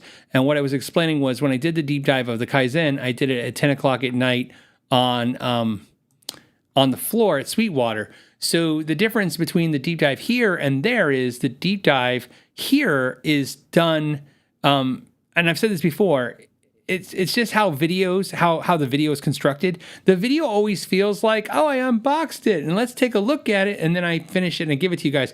It's not what's happening. What's happening is I'm spending weeks, if not months, researching and learning about the guitar, checking different things, and basically research, trying to get all the right information so that there's a like more in depth. And so anyways, with the Kaizen, I was not able to do that. So what I'm trying to say is I don't remember anything about the Kaizen. Like I'd have to watch the video again to even know like like what's inside of it. I would love to. Like I said, I love that guitar. I think, like I said, that guitar is one of my favorite guitars I've reviewed. It's definitely a freaking amazing guitar. I have other guitars in my, that were in my mind that I wanted, so that's what I bought. I didn't buy the Kaizen. And I wasn't going to buy a Kaizen 7-string anyways, because like I said, I have a Petrucci 7-string and I have a Strandberg 7-string. Actually, I have 3 7-strings. I have an RG 7620 that I paid $300 for. That's awesome. It's made in Japan and I love it. And I have a Music Man that I love, 7-string, and then I have a Strandberg, and my Strandberg is my favorite 7-string. In fact, I'm going to do a video about it soon. And so basically, that's the answer. Unfortunately, I don't have a great answer. I don't remember that the pickups were limited in any way that you couldn't do anything to them that you couldn't do in any other pickup. So if that helps. Okay. So, all right. Next question came from Into Echo again, right? No. Yeah, Into Echo. He says, have a 2000, that's what I'm reading this as, Fujigen Epiphone Les Paul P90 with a Gibby headstock. Oh, really? Love it. Can't stay in tune. Tuners catch ping sound when tuning pitch jumps. Where would you start to fix? It's definitely the nut. I wouldn't do anything. I wouldn't worry about the tuners yet. I wouldn't do anything but correct the nut. The first thing you want to definitely do is use like a pencil and put it in the slots, or use some lubricant or Big Ben's nut sauce. Definitely lubricate the slots for sure to see if there's an improvement. The other thing you have to do when you say can't stay in tune, and I always say this over and over again, because this is a really important thing for diagnosing a problem, which is when a guitar goes out of tune, your first instinct is the guitar is out of tune and you just start going through the process. Don't. Take notice to what strings are out of tune, right? And take very close notice to what strings are still in tune. So let's say your high E and low E are in tune and your A is kind of slightly off, but your G is out and your B is out and your D is fine. That's something like that is very important because that tells you what slots you should stay focused on. You can also, not only can you use lubricant to lubricate the slots to test to see if it's improved, but you can also, which is important, use some fine sandpaper and just literally run it right through there and just smooth out those slots. Don't remove any material, just kind of take out any barbs or any issues with the nut. but definitely get the nut cleaned out, smoothed out, and then start from there. You will not, no tuner, and this is the important part, no tuning key that I'm aware of is so good that a bad nut, it can stay in tune with a bad nut. Does that make sense? So that's why I always say focus on the nut, because if that's wrong, nothing else in tuning stability will be right. So that's where I would focus. Then once you think the nut is right and you're confident that issue's fixed or that there's no issue at all, then you can start looking at the other components, and definitely the tuning keys are going to be a big part of it, and then maybe even your bridge saddles. But on a Les Paul style guitar, it's definitely going to be really isolated down to the nut and then the tuning keys. But so. And also make sure you have a good set of strings on there and you stretch them and you trust that set of strings. That's an important thing too. And don't always assume that just because you put a new set of strings on there that everything's fine, because sometimes they're going to be defective string. So, all right. Mario says, how do I feel about birthday year guitars? I personally think everybody I know loves that idea. I'm not a big fan of it, and the main reason is because I'm old, and as soon as you get old, your birthday guitar is expensive. What I can tell you is this: your birthday guitar is going to get more expensive. You're not going to probably get richer, which is sad, but your guitar will get more expensive. Maybe you'll get richer. I don't know. Maybe I'm hopeful for you. You're going to get richer, but even if you get richer, your birthday guitar is going to get more expensive. So what I'll tell you is this: if you think you really need your birthday guitar, I guess you should get it, because I was hoping you were going to ask that question. I don't know. I'm playing my buttons, right? No, it's this button. Watch this. Are you really buying another guitar? So I think if you really want it, you should do it, because it's going to get more expensive as you go. Of course, you're about to be in a softer market, or you're in a softer market, so this is a good time to look for those kind of guitars. One, you can actually find them comparably to a couple years ago.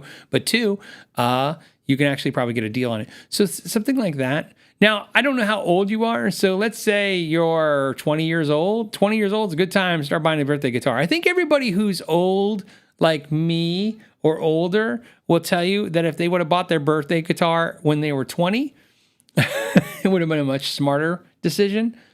So that's another thing I would suggest to you.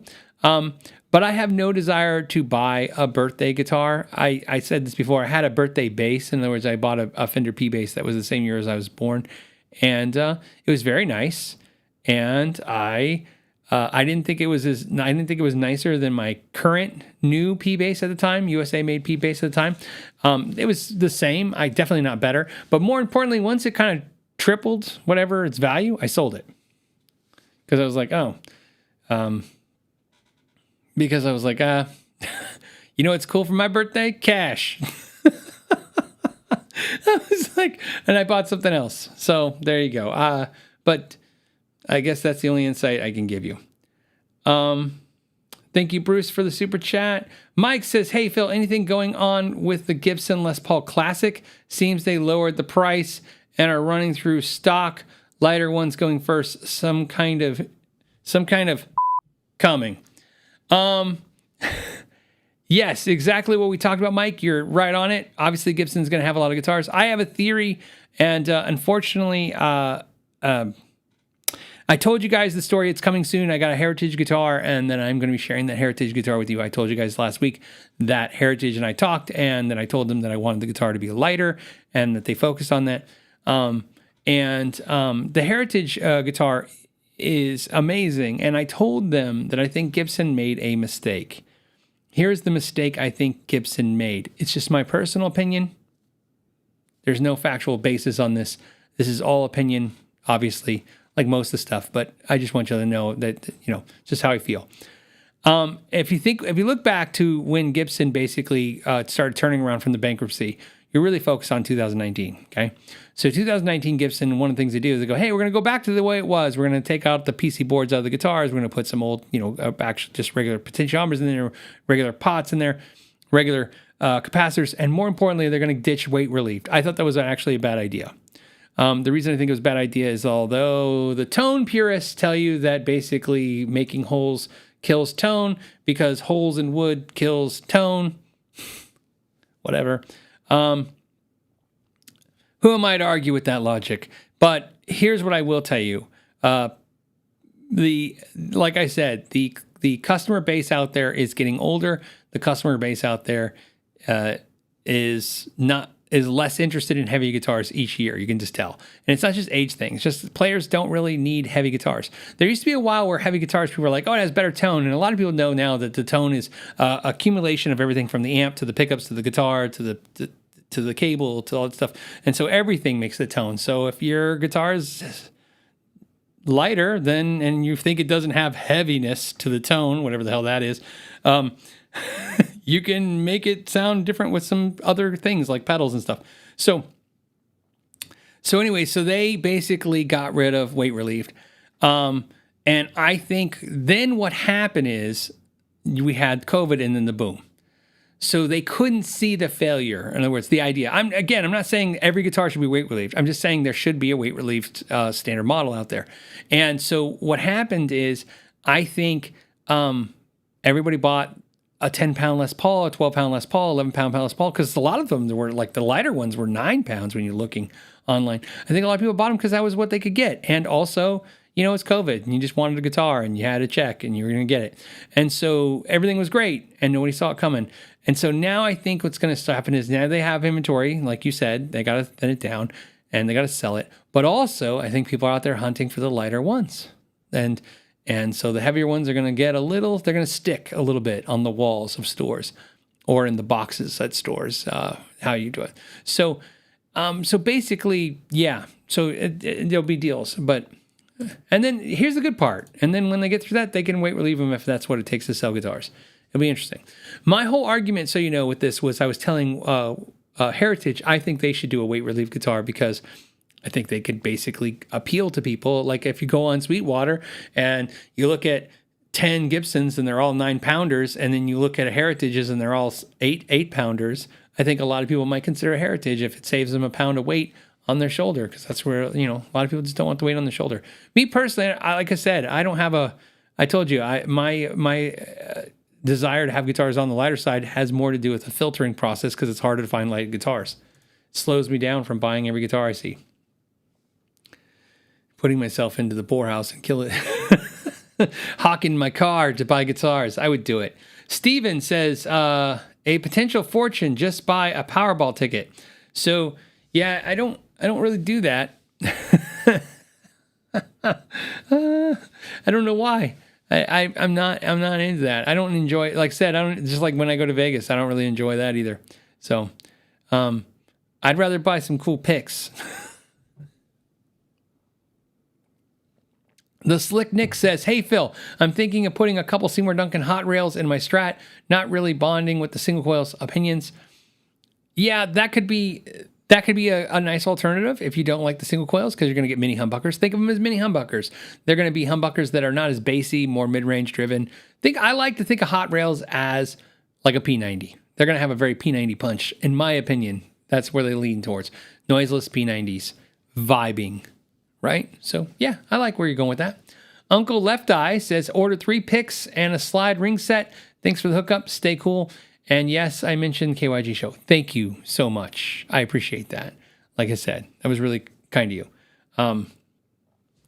Walter says, hello, I'm getting into Alnico 4 magnets, but there are not a lot of Alnico 4 pickups out on the market. Why is that? Sure. It's obviously builders have preferences, and I've said this before, and sometimes I have to talk in broad strokes, generic type information when it comes to a podcast, because I don't have visual aids and I don't have, I can't edit video and do stuff. So basically keep in mind that the way you want to look at magnets is the lower the number with Alnico, and ceramic, by the way, too. Same thing, because ceramics comes in numbers as well, too. Alnico pickups, Alnico 2, I like to think of them as darker sounding, right? So Alnico 2 is darker than Alnico 4. Alnico 4 is slightly darker than Alnico 5. Alnico 5 is darker than Alnico 8, right? That's the way you look at that. So to me, a lot of players will like Alnico 2s because they like the I think they're drawn to what I would call. I know the terms we use, like colors and textures and flavors, is kind of weird, but to me, the Alnico 2 has a sweeterness to it. See, I had a mute button for my cough. And I didn't break the mixer, so that's good. Okay, so Alnico 2 to me is a little darker and sweeter sounding. Alnico 5 is a little brighter and clearer sounding, which is why I'm kind to drawn to it. Alnico 4 is a great compromise in theory, right? Because you're like, hey, it's in between those. However, I think the issue is I don't know if I would notice a big difference between Alnico 5 and Alnico 4. I definitely notice a difference in Alnico 2 to 5. And I definitely notice a difference from Alnico 5 to 8. And what I mean by that is you can take the same pickup, you can take, because they're bar magnets, you can take them out and swap them. You can swap pickups, magnets in your pickups, and it actually makes a difference. So when I swapped magnets and pickups, that's what I noticed. That's why I tell you, that's why I say it's a broad stroke. What I'm telling you when I say what I hear, that's from my own personal experimentation of taking out magnets out of humbuckers and literally fast swapping the magnets. And going, okay, here's the guitar, here's the pickup, Alnico 2, pop the magnet, put the 5 in there, or put the 4 in there. I was like, it's a little different. You got, like, right, a little bit of more high-end frequency. Pull up with the 5, a little bit more where I liked it. Okay, cool. Keep going, get to 8.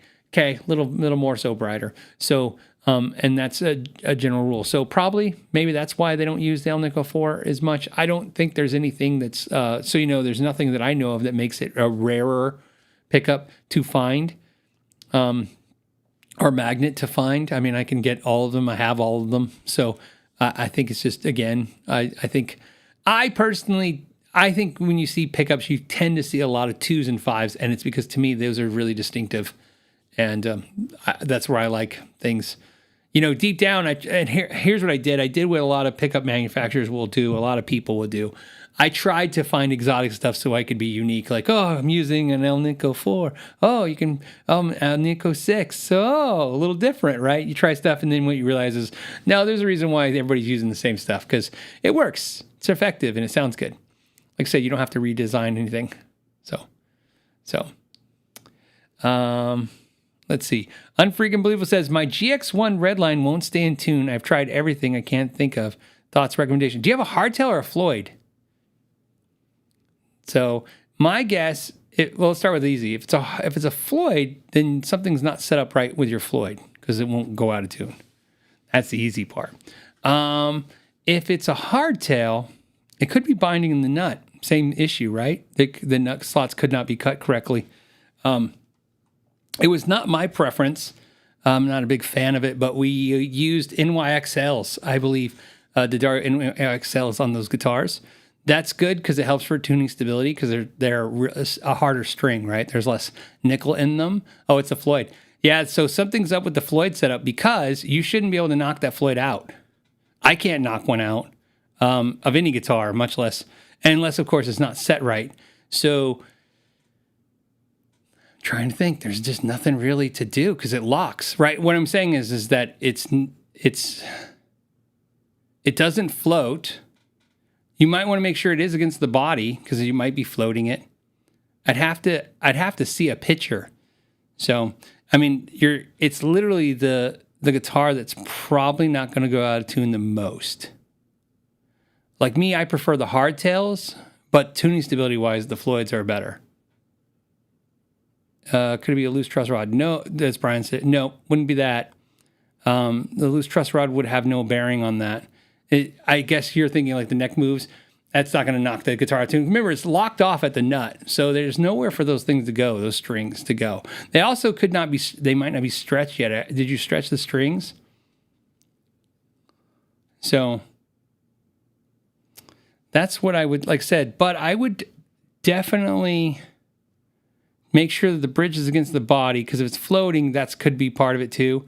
They might not have adjusted it for floating because they want the strings or the bridge against the body. So if it floats, it might have a little tuning instability because of the fact that it wasn't set. The springs probably aren't set for that. They're probably just set to keep it against the body. So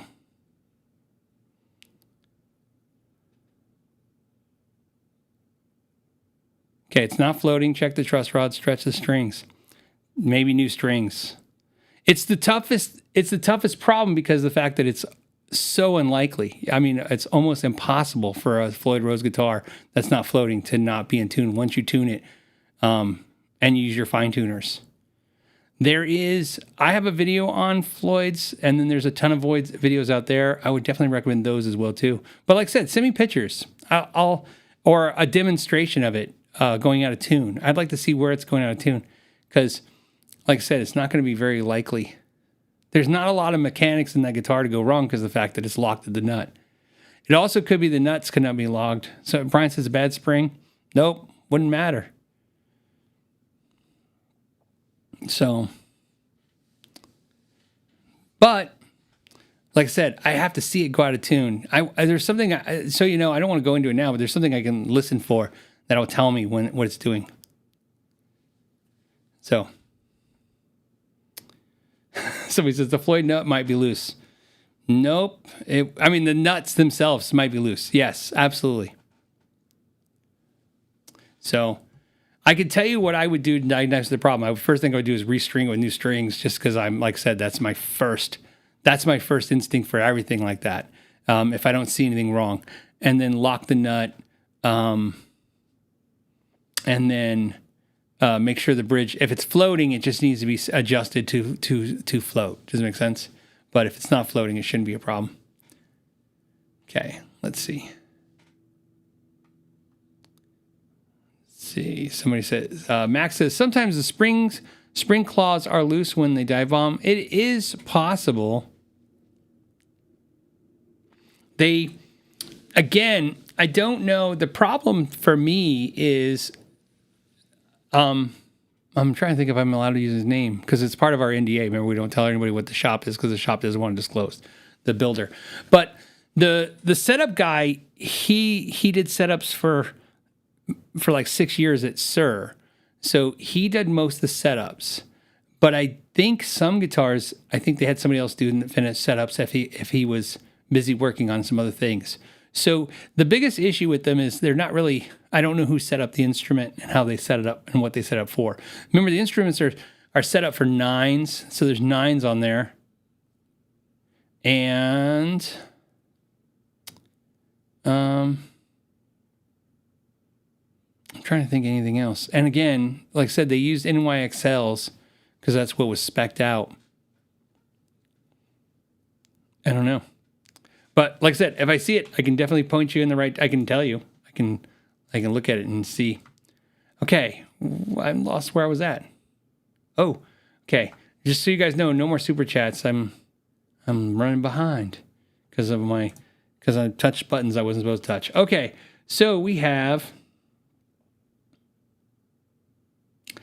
Nella says, Phil, I'm thinking about getting an Epiphone Crestwood custom, but worried that the trim tone vibrato will be trouble. Thoughts?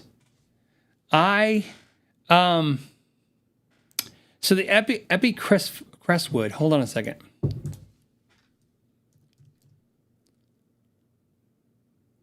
Hold on a second. I just want to look at it real fast.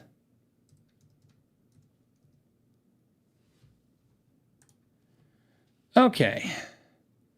So, why is that? So this is the new guitar, right? This is what I'm looking at. This is the new one. The so you know, it's kind of funny. This is the stuff that always makes me nervous because I'm gonna get. Okay. All right. So I just want to make sure we're all on the same page. I'll get everybody there and right now. Okay. So first, I'm assuming this is what we're talking about, the new Epiphone 150th anniversary Crestwood custom guitar with this. I have not experienced this guitar. Interesting enough, I don't know much about this tremolo as I've never even tried it. The downfall of this, so you know, was they had them at the Gear Fest, and that's the guitar I wanted to do a deep dive of. I did not want to do a deep dive of the Paul Reed Smith Telecaster guitars. I had told Gene at PRS, I said, I'm not going to get to that guitar. I'm not going to do it. And I feel bad. So, I feel bad because, well, one, because I couldn't do it because I was doing the guitar, but I felt bad because I actually had to end up doing the deep dive of the NF58 and the Miles Kennedy. I did those guitars because Gibson was there with those guitars, but they wouldn't let anybody take them from the booth, so I couldn't do a deep dive on that guitar. The night before, I went to go, like I did at night, to take that guitar and take it apart and do a deep dive and maybe get you some of that information you're asking about right now. Does it stay in tune? And 3 or 4, maybe more, of the YouTube channels told me, like, real quick, like, hey, just so you know, the Gibson guy said we're not allowed to take anything out of their booth and we can't do anything if they're not there. And we're like, oh. So I don't know anything about that guitar. So on a side note, I should say 2 things. One, I was really bummed about that. And 2, again, I should say thank you to Paul Reed Smith and to Gene, because when that fell through and I couldn't do that guitar, I was like, my wife immediately contacted Gene, texted Gene and said, hey, can he grab one of the, can he get the Teles, the PRS Teles and do those? Because I had to do videos on some guitars. And I ended up doing another guitar video that will be out, I think, Sunday. So you guys know. That's my favorite video from the event. It's Sunday. It might be Monday. So, I don't have control of that one. I don't know when it's going to be released. I'm pretty sure it's Sunday, though. But to answer your question, sadly enough, I don't know if it's going to have issues staying, of trouble with the trim. I didn't try it. I had no interest in trying it if I couldn't do, my thing, take it apart, go look at it, do, play it, go all this stuff. But like I said, Gibson wasn't letting anybody take anything from the booths, is what I was told. Bob says, hey, patron here. I wanted to share the joy of a double new guitar day. Wow, that's pretty impressive. Martin D1228 left-handed and Martin D2XE lefty. Oh, well, it's good that they're both lefties if you're left-handed. From 2 different mom and pops. That's an impressive day, I have to say. I know it's always funny when people are like, hey, I got to tell you about new guitar day. But I think that's part of the fun of this, right? You're excited. We're excited. I love the guitars if they were right-handed. But I love the guitars. Just like I said, I play the other way. But that's awesome. And congratulations, Bob. That's awesome.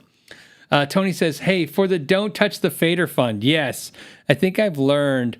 I'm not sure I touched a fader. I think I touched the screen and I did something. So, because I was just, I don't get the idea. I learned. Thunder Falcon says, is there an LPD 87 Plus? I saw a thing on Instagram that there's an 87 Plus. I saw it because obviously I follow LPD pedals on Instagram. It came in my feed, but I glanced at it and I did the kind of scan a couple times and I couldn't really see what the plus was. Something about it's brighter, but I don't know. I don't understand what was different about it. It's just at 87 Plus. I thought it was like an 87, and it had something like a higher gain stage or something else, but I think it has it's brighter. So I'm not sure what's different about it. So anyone's curious, you could probably check out LPD's website. But so yes, my understanding is there's an LPD 87 Plus, but like I said, I gleaned that it's brighter, has a brighter switch, maybe has a bright switch.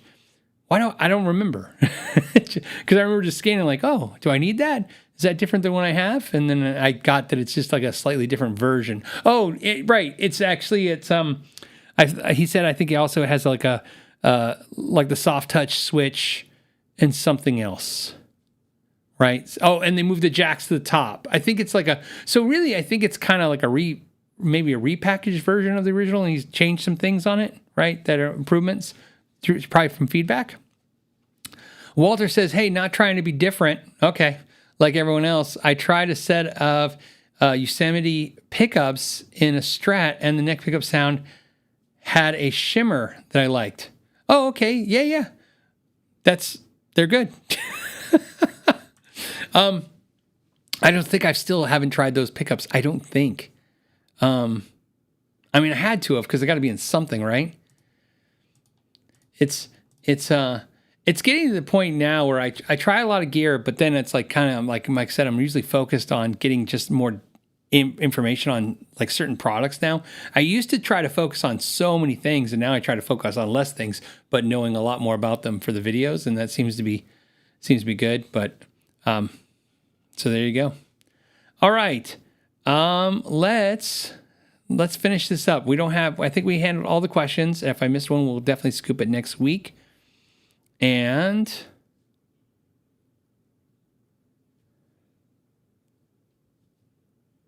Louis says, "Hey Phil, I take that the market softening isn't going to apply to amps as much as guitars. I think more. I don't know if more so, but I mean, I just bought 4 amps.